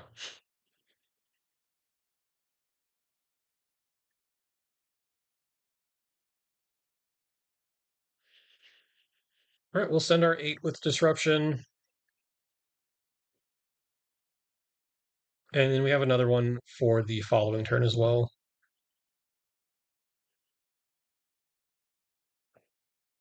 Yeah, Cusco, all the little like chip damage is like it's real threat. We're gonna take the 1.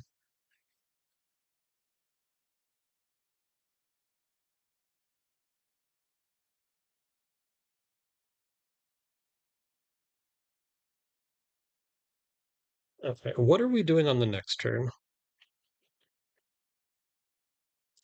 We can go Heartbeat, Rampant Growth, Waning Moon them. I don't hate that.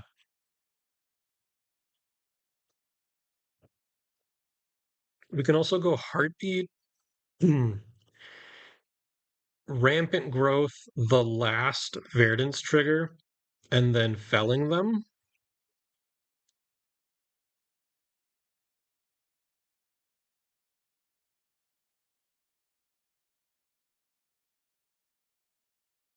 Heartbeat. I think I'm going to use the Crown of Providence here and try to swap this out for a blue. Because if we find a blue, we can go Heartbeat, Rampant Growth, Waning Moon into felling. And because I don't want them to draw a card off the mask, I think I'm also going to give them the.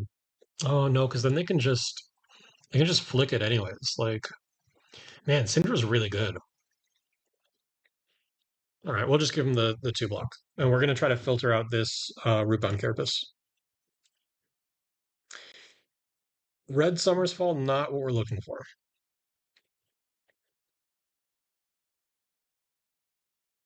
I think the deck is terrible until Zen goes. I can see that. I don't know about it struggling into CYB though. I feel like you can set up some really big damage turns with her.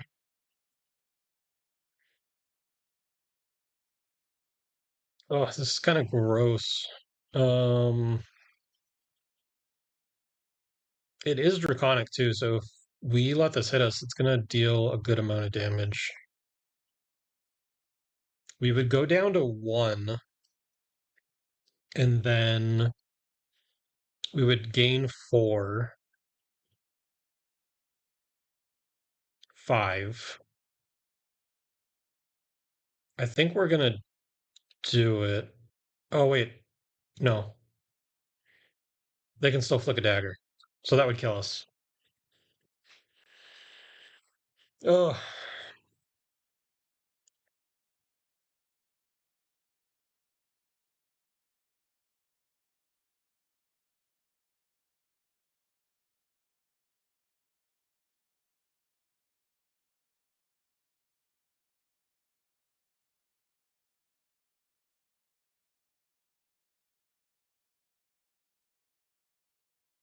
oh, it's an on attack trigger. Sorry, opponent. New cards.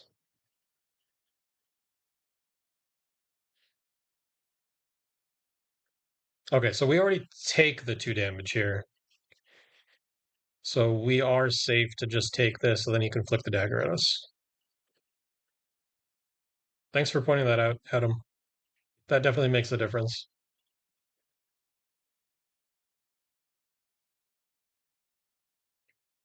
Okay, so we go Heartbeat of Candlehold. We're going to gain our 3. We're going to put 3 Verdance triggers on the stack. We will deal arcane damage, which is going to gain us a life. We will deal arcane damage, and then we'll deal another 1. And then with this last one on the stack, we're going to meld this. So we'll gain another 1. So we've gained 5 total. We'll deal 1 off of the life. And then this will amp for 5. So this one should come in for 6.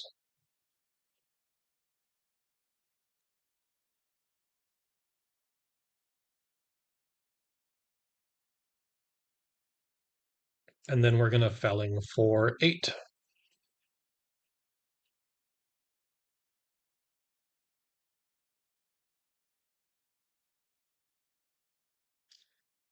Part of the strength of the deck, though, is the inevitability, and the more or less true damage and CYB makes the end game take way longer to pull off. Yeah, I think that's fair. Um, we'll obviously have to see like the rest of the kit that she gets, but I could see it setting up an end game uh against the CYB deck.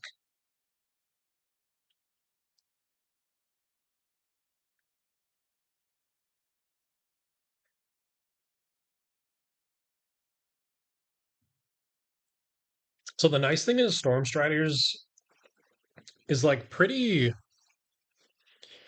threatening for them. Like if they go too low, we could potentially just kill them out of nowhere. So they have to respect their life total a little bit. Like if this is their only block and they go down to 4, like it's pretty easy to kill them with Waning Moon spell. And then the more cards that they're blocking with, the less damage they're gonna be presenting to us.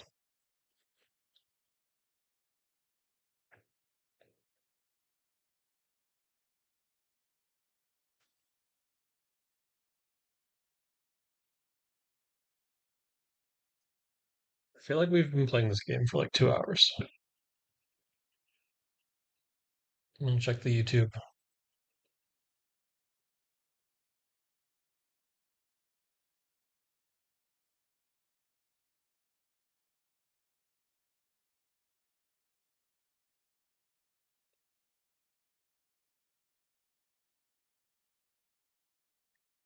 Okay, it's been like 55 minutes. We definitely went to time.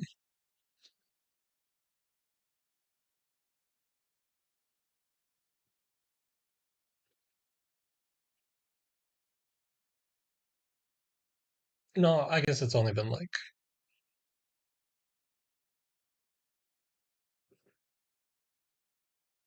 it's been like 35 minutes. They take 3 here.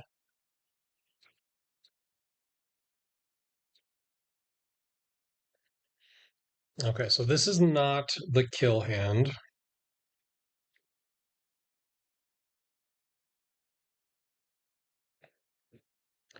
Hurl for 3, not hurling a dagger.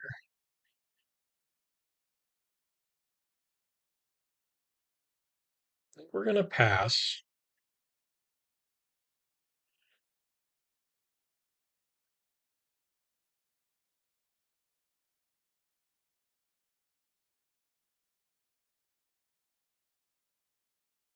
Yeah, I don't know what Talishar was talking about because up here before it said like 40 minutes, and I was just like, that seems weird.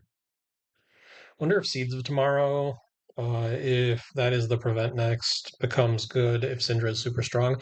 It could be. It definitely interrupts her like ability to keep the chain links open. Um, we're okay with taking the 1.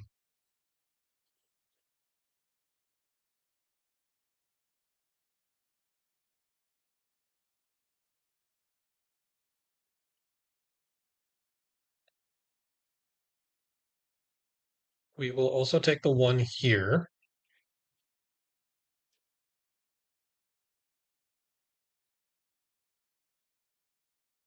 Plays headlong. So this is where we do need to worry about the flick knives. Like if we take the 4, he can react and deal 1 to us. Our turn, we were trying to set up this harvest season. 2, 5.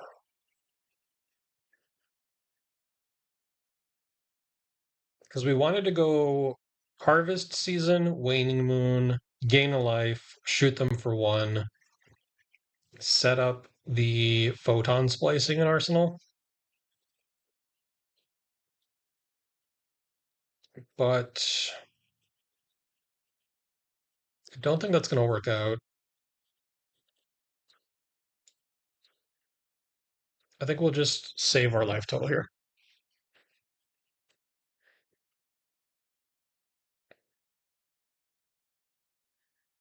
They're going to flick knives us.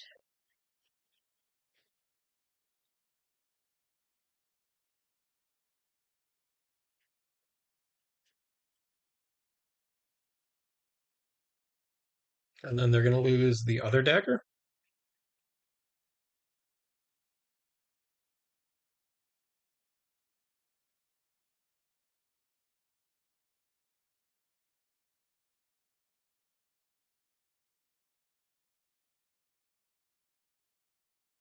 Ooh, they get to attack with it again. That's pretty cool. We'll take the 1.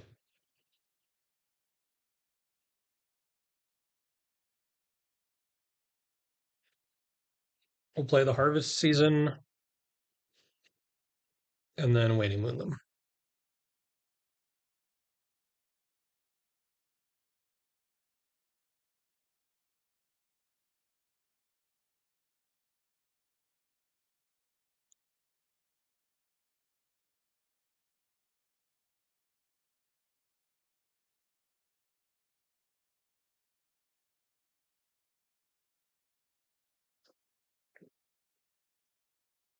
This is a really grindy endgame.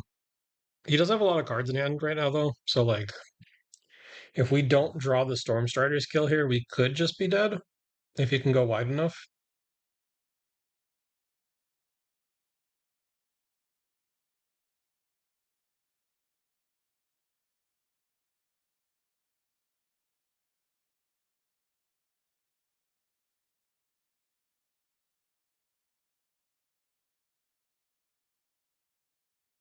All right, well, you will just pass.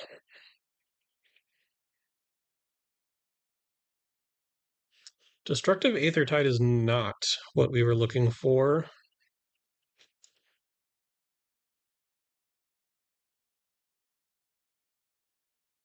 We're going to decompose this Rootbound Carapace.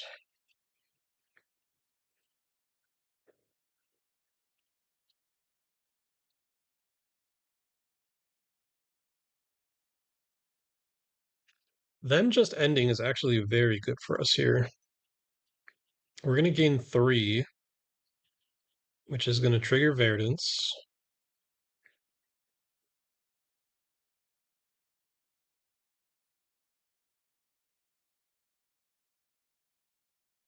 Okay, so they're going to AB it so that we don't get the Ring of Roses trigger, but that is fine. I think we just CNC them. Do we want to put this in Arsenal? It's not bad. With them at this life total, like sending 6 isn't the worst thing in the world if we get down to, whoops, 1 card. So I think keeping it is fine. They unfortunately do now know that we don't have a spell in our arsenal, but that's just Talishar things. New card is wild. Did something get spoiled?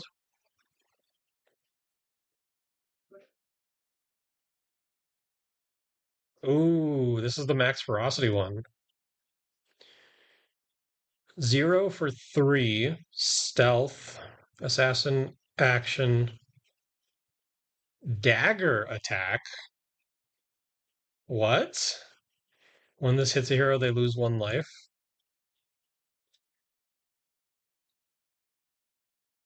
So this counts as a dagger attack, so that all of your dagger buff cards can be played on top of this. That's that is very interesting design space. Our Discord's blowing up.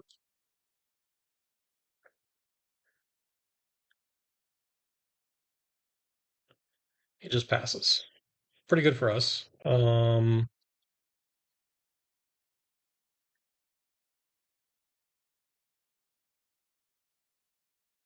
do we do here? We can send the plow under.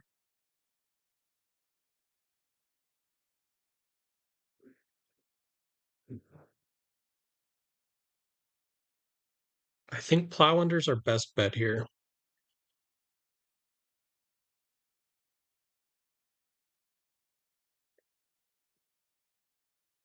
Oh, we don't care about prism cards, Cusco.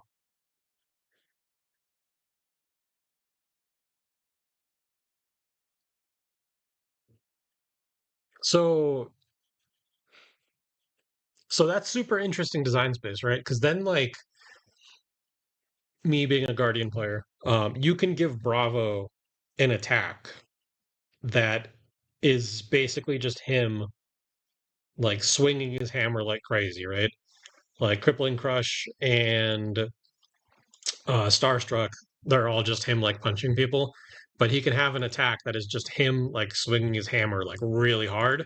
And then it's a hammer attack, which means that any sort of like hammer buff synergies that they try to print in the future like would apply to that. And I think that would be really cool. You do because it's broken and it's good against Verdance. I don't think that we were good into Prism anyways. But let's take a look. I don't see it. This one? Warcry of Themis. Your next angel attack this turn gets +4. It costs 0. It's a 3 block. It's an action. Go again. Instant. Discard this. Banish X cards from your soul. Turn X target cards in a banished zone face down. That is stupid. Looks like they just conceded. All right, good games to the opponents. Warrior sword attacks too. Yeah, exactly. Like all of the more like weapon centric heroes, like that would be really cool to see more of. That puts us at 3-0. Pretty good. I think that one I feel like took a little longer, but we probably have time for at least one more, if not two. Loki loved the weapon attack design space. I agree. I think that is super cool. And not something that like I really saw them doing.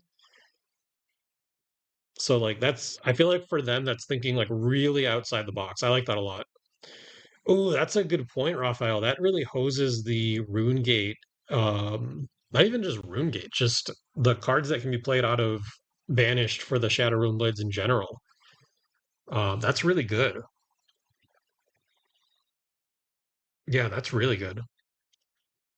Let me see it again. And like it's not even legendary. So like you can play multiple of these, and if you're not using it for this effect, it's still just a buff on your angel. Like kind of like it. Okay, we are gonna go first. I feel like we have a decent amount of setup in the deck, and we do have a Viscerai sideboard. We are not playing combo, it looks like. We have the Metacarpus nodes for AB, leaving out the weakest links, the D-Reacts, the Scars, and the health pots.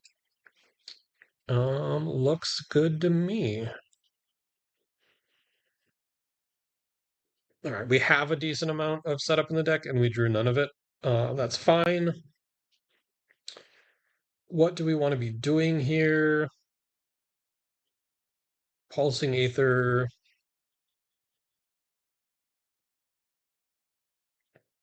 Those are cool sleeves. I think we're just melding this, pitching these.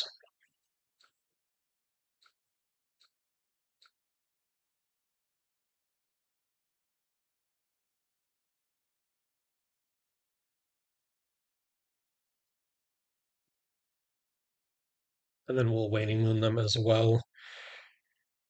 Um, Gets another card from them. They pitch two blues. We're going to set the Plow Under up in Arsenal. For anyone that has joined and wasn't here at the start, I just want to point out that this deck that I'm playing, it was made by the Teklo Foundry on YouTube. I have a link in the description of my stream. They did a deck tech for this deck, and they did a really good job on it, breaking down card choices and everything. So I definitely recommend everybody that's interested in this list go check out that deck tech. Because like this is full credits to him. I just thought it looked like a lot of fun, so I wanted to play it tonight. Is the setup turn for them? Yes. Okay. Also, if you're enjoying the stream, hit the like button because it does help. And then if you're not a subscriber, please consider subscribing. We hit 700 subscribers last stream, so that was pretty cool. And then if you want to be part of the Discord, that is in the description as well. We're gonna play the Heartbeat. Gain some. Oh, they're on Reaping Blade. Should have paid attention to that. It still gets an Earth card in the yard, so that's fine. I feel like I always forget about Reaping Blade. Nope, not what I want to do. Deal four to them, and then we're gonna waning mode.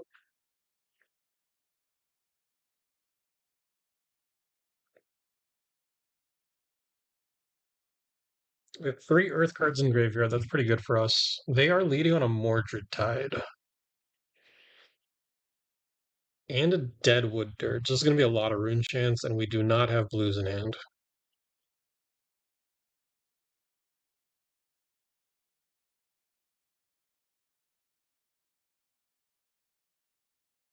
Playing Succumb to Temptations.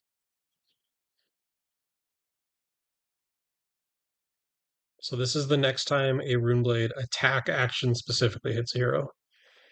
We are going to have to skip all of this.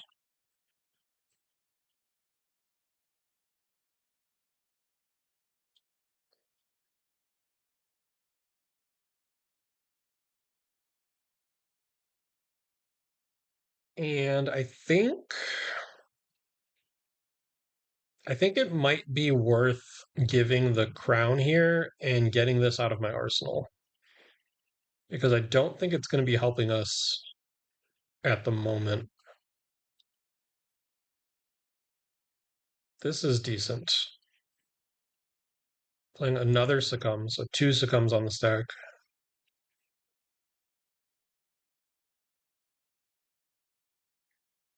And then a Malefic. 10 rune chance on the board.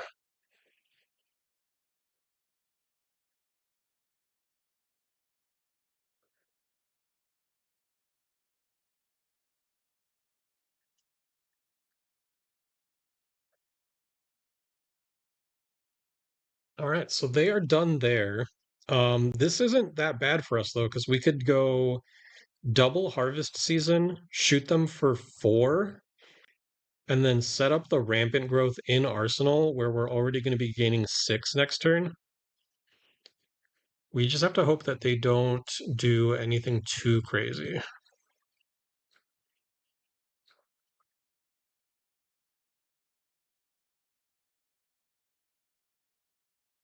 I feel like we definitely turned this hand from like a nothing hand into a decent amount of potential. The Scour.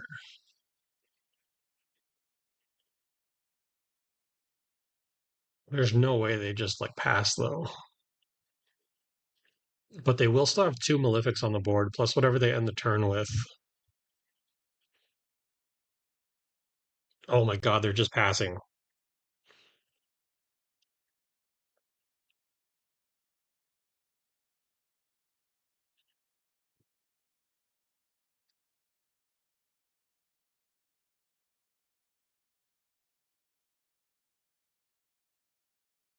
It sucks that we didn't have more blues.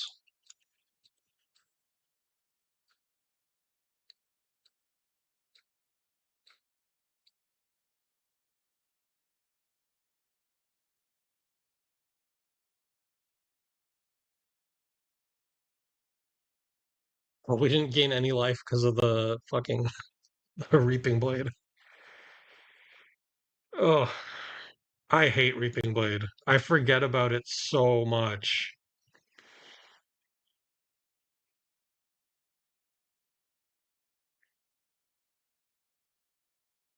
We will pitch to AB here. And none of you guys are reminding me about it either. That's the worst part. We'll go 0, skip all. We're just gonna take 2.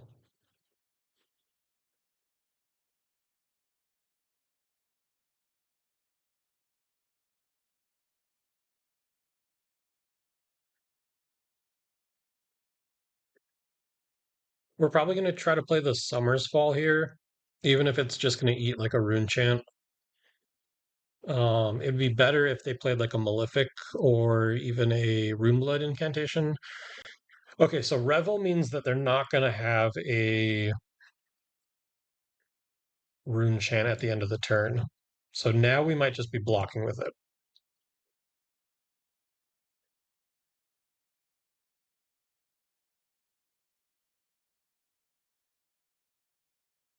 And now I think that we're gonna actually pitch the Rampant Growth to AB.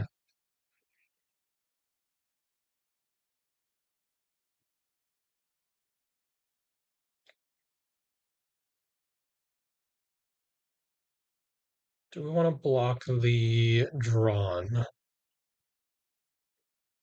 gonna say no. Yep, Creepers. I feel like that was a pretty obvious play from them here. Playing another Revel, pretty good.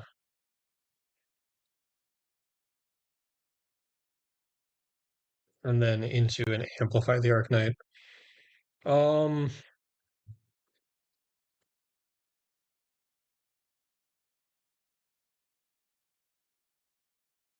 we'll skip all Rune Chants, block here. Then I think we'll just set up the Summer's Fallen Arsenal. We took a lot of damage that turn. It would be really cool if we had double Harvest Season Rampant Growth right now.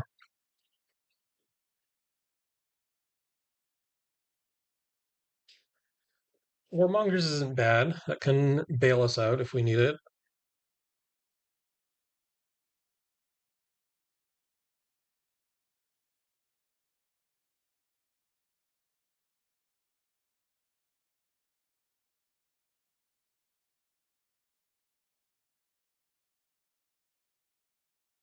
I think the goal for this turn is to not get hit with arcane damage. That way we can get rid of their creepers. They found another Revel though. So Drawn coming in for 3.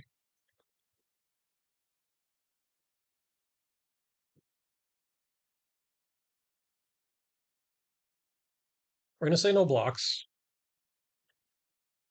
We know that there's gonna be a ton of arcane damage coming through next turn.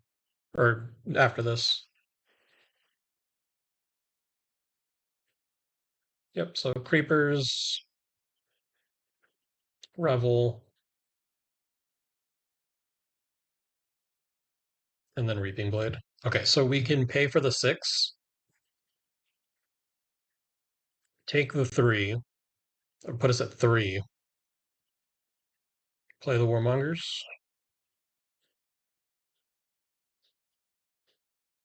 They have to deal equal to, so maybe we pay for the 5, block Warmongers. I like that better.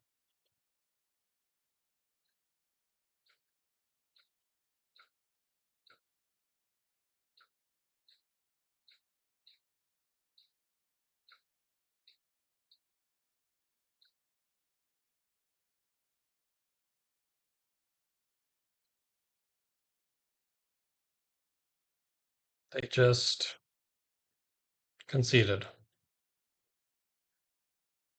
Why would they concede here?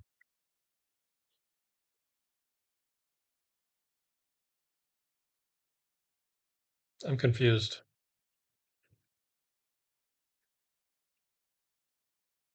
We're gonna update our wins. We'll take it. I'm confused, but we'll take it.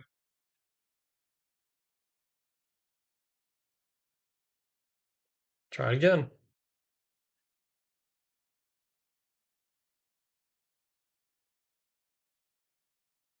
I hate Reaping Blade. That card's so annoying.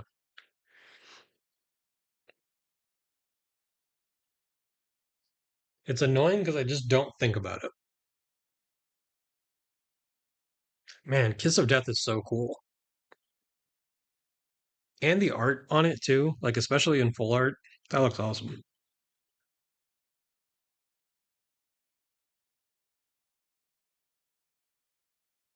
Yeah, I'm excited to see more of that.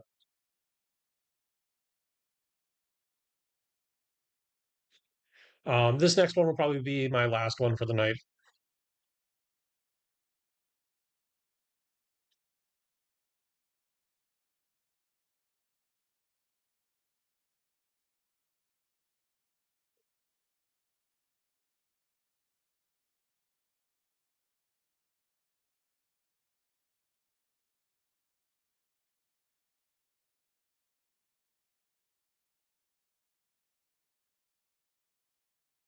If we can find somebody. You guys said everybody was in OpenCC.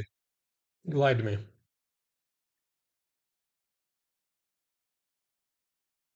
Give me somebody that I can combo. Would that just be like Jarl? But then he can also break my boots. I guess no, you don't need boots to combo. You combo on your turn with the health pots.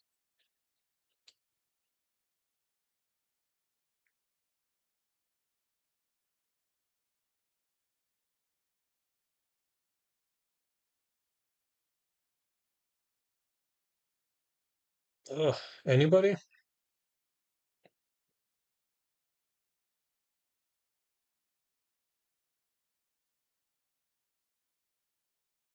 Maybe we can find somebody if we go look.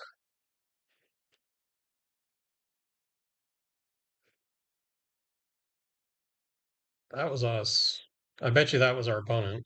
Oh no, we were playing a Viscerai. Do we want to play another Syndra? Dang it.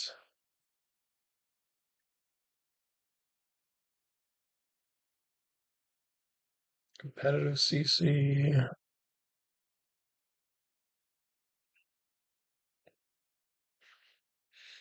I just want one more game for the night.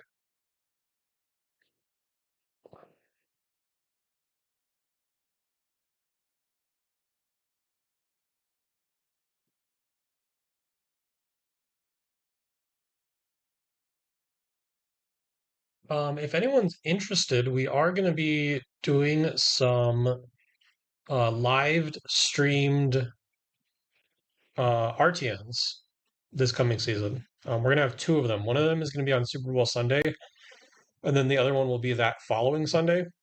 Um, I'm going to try to have casters for both of them. I know for a fact the first one will, but those are always like a super good time. So if you enjoy more like tournament style streams, definitely check those out. You can subscribe to the channel that way you see them when they go up. Um, but yeah, there should be two of them, hopefully both with commentary.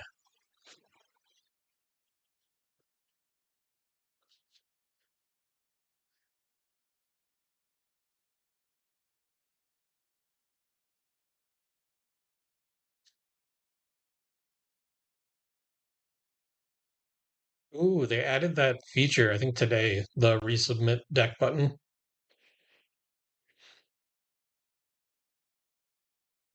Gonna be watching from table one.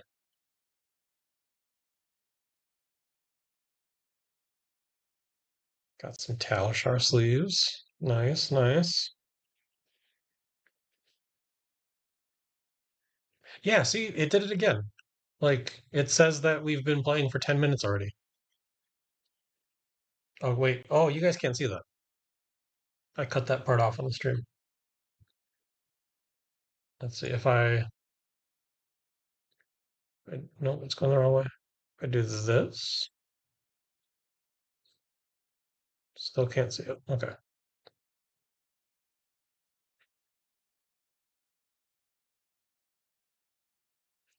For one,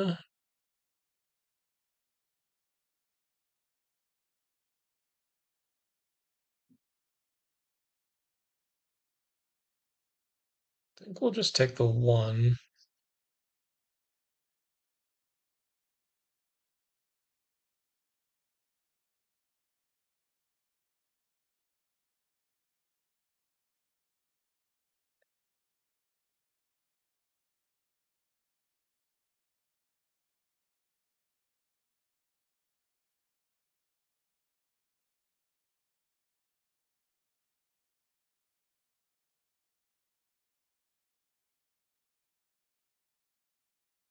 Lick knives keeping the chain links open is gonna be so annoying. This costs next draconic attack costs one less to activate. I can already tell that like that interaction is just gonna be like the worst. Concealed blade, interesting.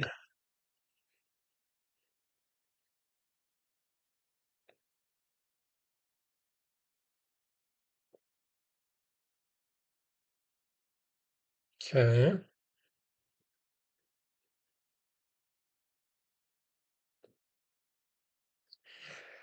Okay.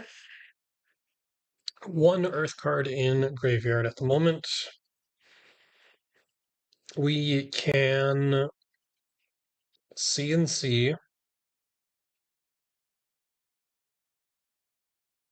over pitching and then arsenaling here, but then we don't set up our felling. So we could play the pulsing aether, double pitching, and then also waiting moon them. I think I like that better.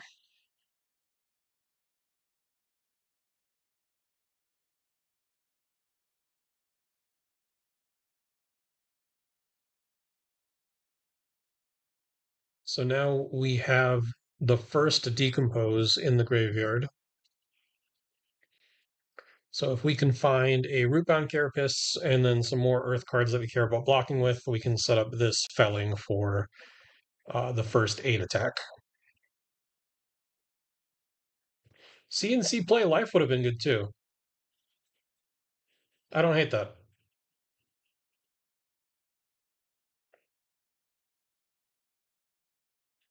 We'll block here. Spreading Flame. So this might be a bigger turn.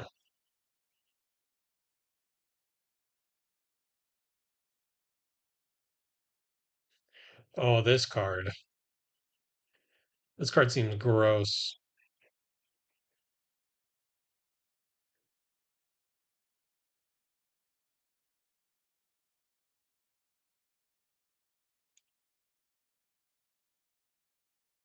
Yeah, we're gonna overblock.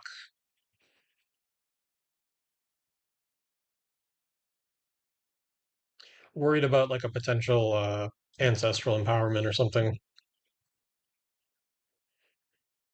And then these being 2 power from the spreading flames, like undo. Okay, so coming in for 2, we'll take it. Knives out, giving daggers +1.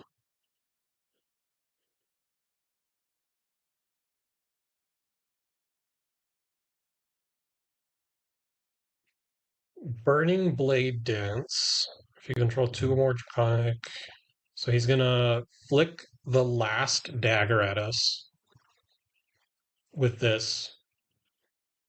Oh no, this has to hit. So he's gonna use the flick knives. Then he's gonna activate Syndra to get both daggers back, but then he won't have the pitch to play them again. So I think we're okay with just taking the 3. Yep, so he flicks the dagger at us. I think he could Syndra on the stack to still flick another dagger at us if he wanted to, but then he starts his next turn with just 1, so I don't think he wants to do that. Or maybe he does.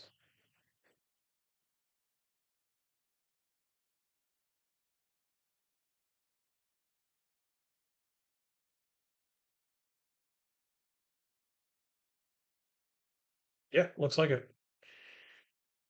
Do we want to just fire off the felling for 4?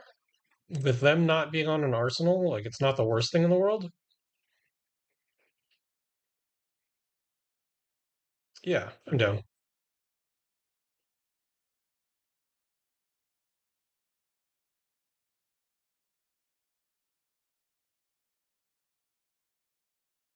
think we're gonna do the 3 here.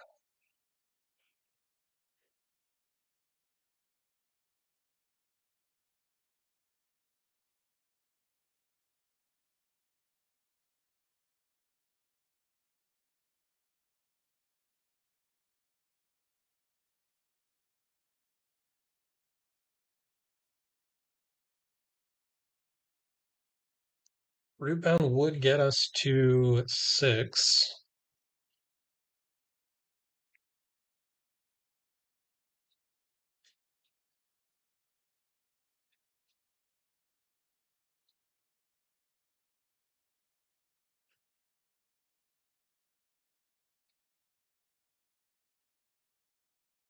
So we just need to decompose one more time to turn Verdance online. I think we're gonna look to play the Easter egg for 7, bottoming the rampant growth, and then setting up Sigil in Arsenal. What is this? When this hits a hero, mark them, go again. So then there's going to be, this is not Draconic. So he could re-equip a dagger with the 1 floating, but then he has nothing to do with it. Whenever you hit a marked hero, create a fealty token. So he's going to get a, he won't get a fealty because he's marking us, then he has to hit us again.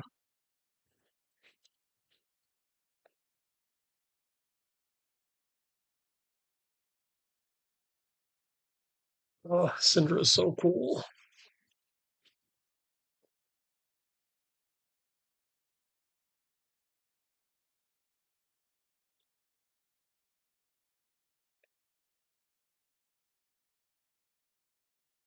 I think like mechanically and like the dexterity of how she plays, like the flicking the daggers, the re-equipping them. I feel like they did such a good job designing this hero. Because she, even just like the art, it looks like she's doing what she's doing in the game. She's like throwing the daggers at you, and then it feels like she just like from her sleeve just like brings another one out. I think they did such a good job with this hero design.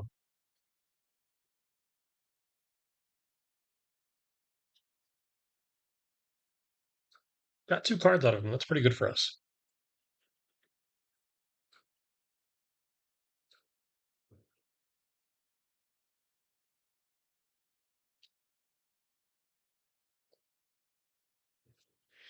Interesting.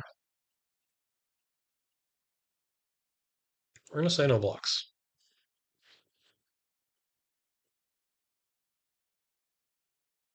I believe this gives him a free dagger here. He just passes. Okay. Our turn can be gain 3, gain 1, amp 7, shoot them for 9.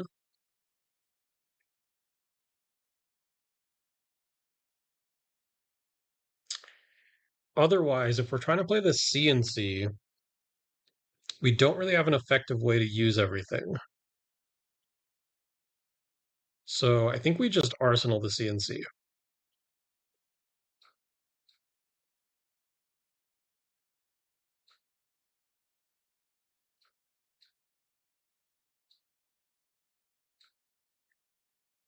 And this is a good amount of damage, and they only have 1 AB.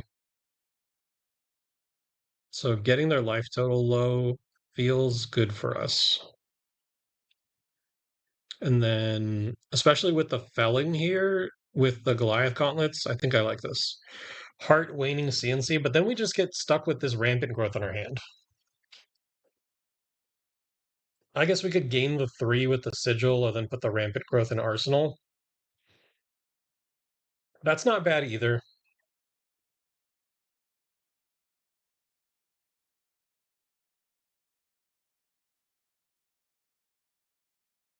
I feel like shooting them for 9 when they only have 1 AB though. Like we're getting through a lot of damage.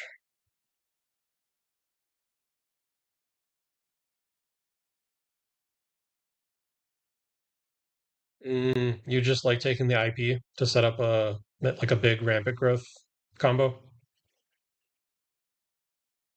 Oh, pitch scour plus regrowth.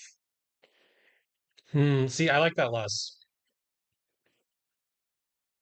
When this hits hero, mark them.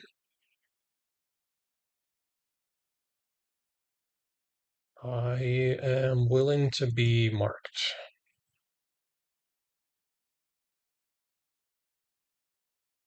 I don't know. I think I do like hitting them with the big waning moon because they can only block one of it. So like it lets us get them down lower, and then on this turn, we're going to be able to send a felling for 10.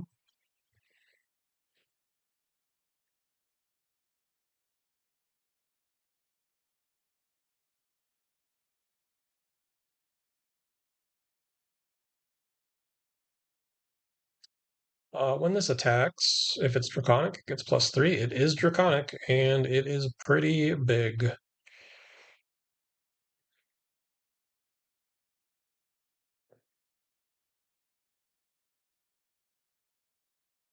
I think we're just going to take it, though. They're going to get the draw, but we're going to have the felling.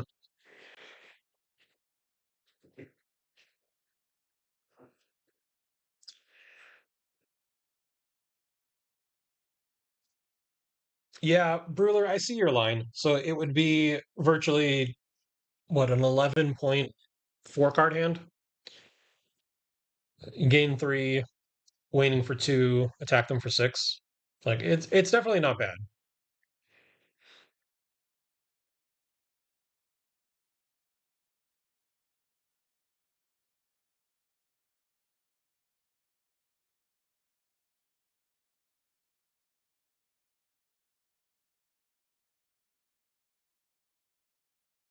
So we only need the 2 to put us online.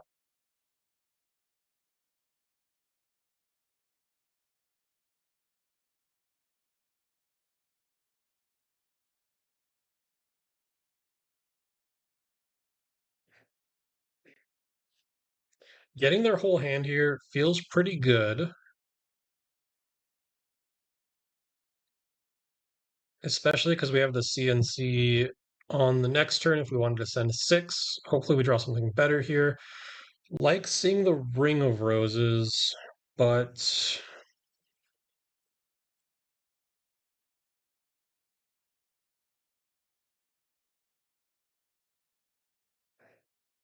how do we play it?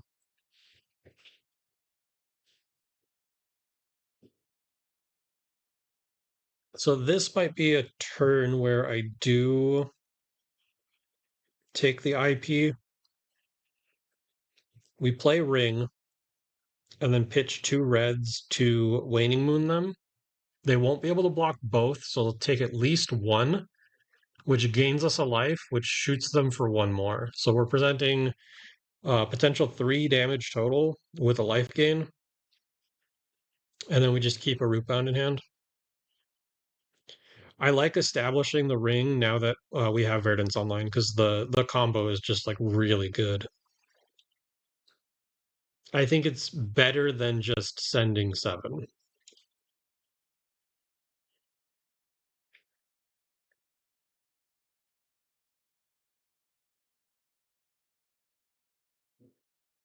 Yeah, it sucks that this doesn't have go again. Because sending CNC after this and then arsenaling the Root Bound would be so much better.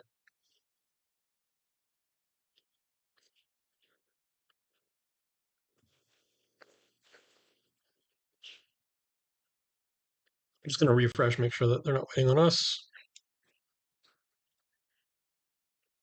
So this is for 2, and then we should be getting our ring proc here.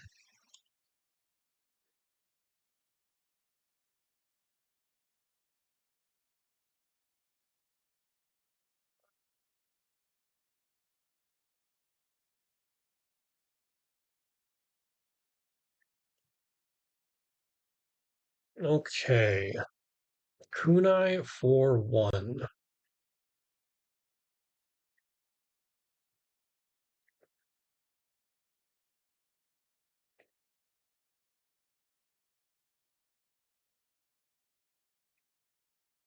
I think we're okay with taking the first one.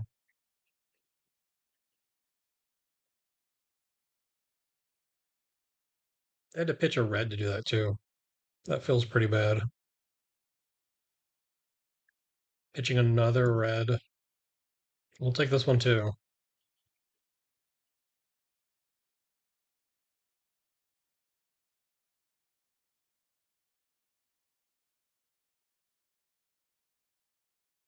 Hurl for 3. Are they going to pay into it? They are. That's a very awkward hand for them. So we do need to block this, otherwise they're going to get the draw trigger. So we'll put the plow under. We can go Sigil CNC for 6, Arsenal the Rootbound.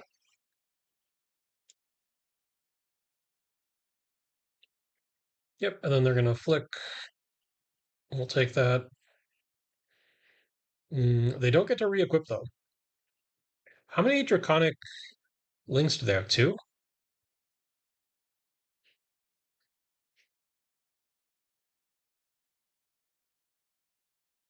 Hmm.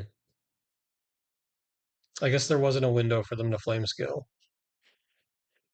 But we're going to gain 3, which is going to gain us a life, which is going to shoot them for 1. And then if they take the 1, we're going to gain a life, which is going to shoot them for 1. This card is so sick. Okay, they prevent it, which I think is the right call. We're just going to send 6 and then Arsenal this.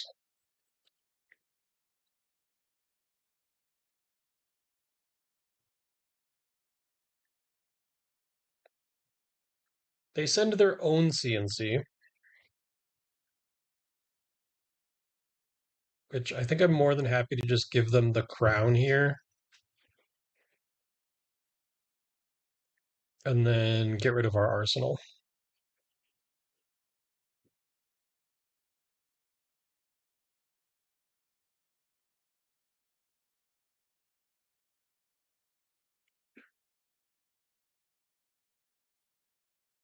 So we can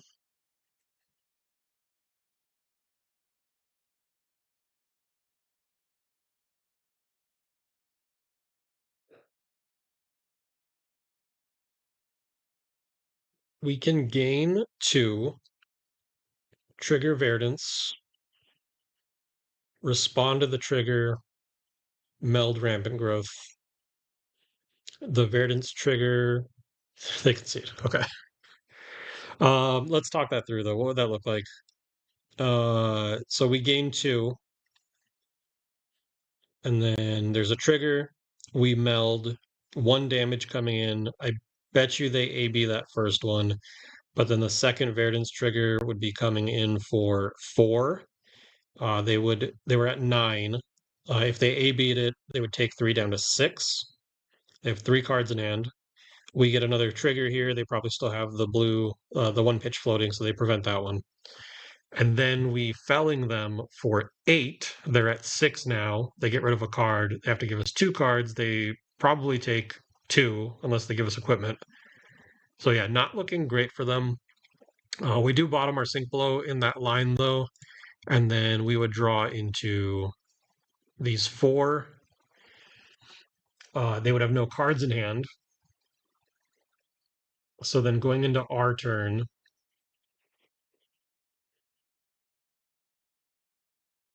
it would probably just be Aethertide, Waning Moon, Amp with the Photon Splicing, Arsenal the Sink below. So we didn't have a kill lined up, but we definitely sneak through a lot of damage, which is pretty good. Yeah, I mean, this deck is sick. I've said it quite a few times through the stream, but I just want to make sure that he gets full credit. The Teklo Foundry is the one that made the deck. He made a deck tech on it, I think on Monday, and I saw it and it looked like a lot of fun, so I wanted to play it tonight. I linked his deck tech in the stream, so definitely check the description and go watch his video. He does a really good breakdown of like what he's aiming to do with this list. So I want to make sure that he gets full credit because this is just his deck list. But that's going to be it for me tonight. So thank you guys for hanging out. Thank you again for getting me to 700 subscribers last week. That is super cool. I think we even gained a few today. I need to turn on subscriber notifications because that is not something that I have set up. We will just update our wins before we sign off. We ended up going 5-0 tonight. We had some weird concessions from some of our opponents, but we'll take the wins where we get them. Next week, I'm a little split on if I want to keep playing this or if I want to try out Ira. Ira is something that I've been playing in paper a lot, and I've been having a lot of fun with it. So I don't know which one I'm gonna do just yet. Um, yeah, the Brewler. I'm definitely going to be playing her more. My idea for this channel on my relaunch. I'm very interested in Jarl. I'm interested in Verdance, and then, like I said, I've been having a lot of fun with Ira. So more than likely, I'm going to try to focus on those three. But maybe once like the Hunted releases, I'll play Syndra for a night or something. But yeah, thank you guys again, and I will see you guys next week. Do you mind taking a look at my variance list? Yes. The best place to send it to me would be Discord. If you check the description of the stream, our link for the Discord is in there. You can post it there, and I'm more than happy to take a look. Yeah. Um, so yeah, that's probably the best way. Or you can send it to me on X or Blue Sky. I don't think I have my Blue Sky in the description yet, but my X should be on there. Yeah, otherwise, thank you guys again. Have a good night, and I will see you next week.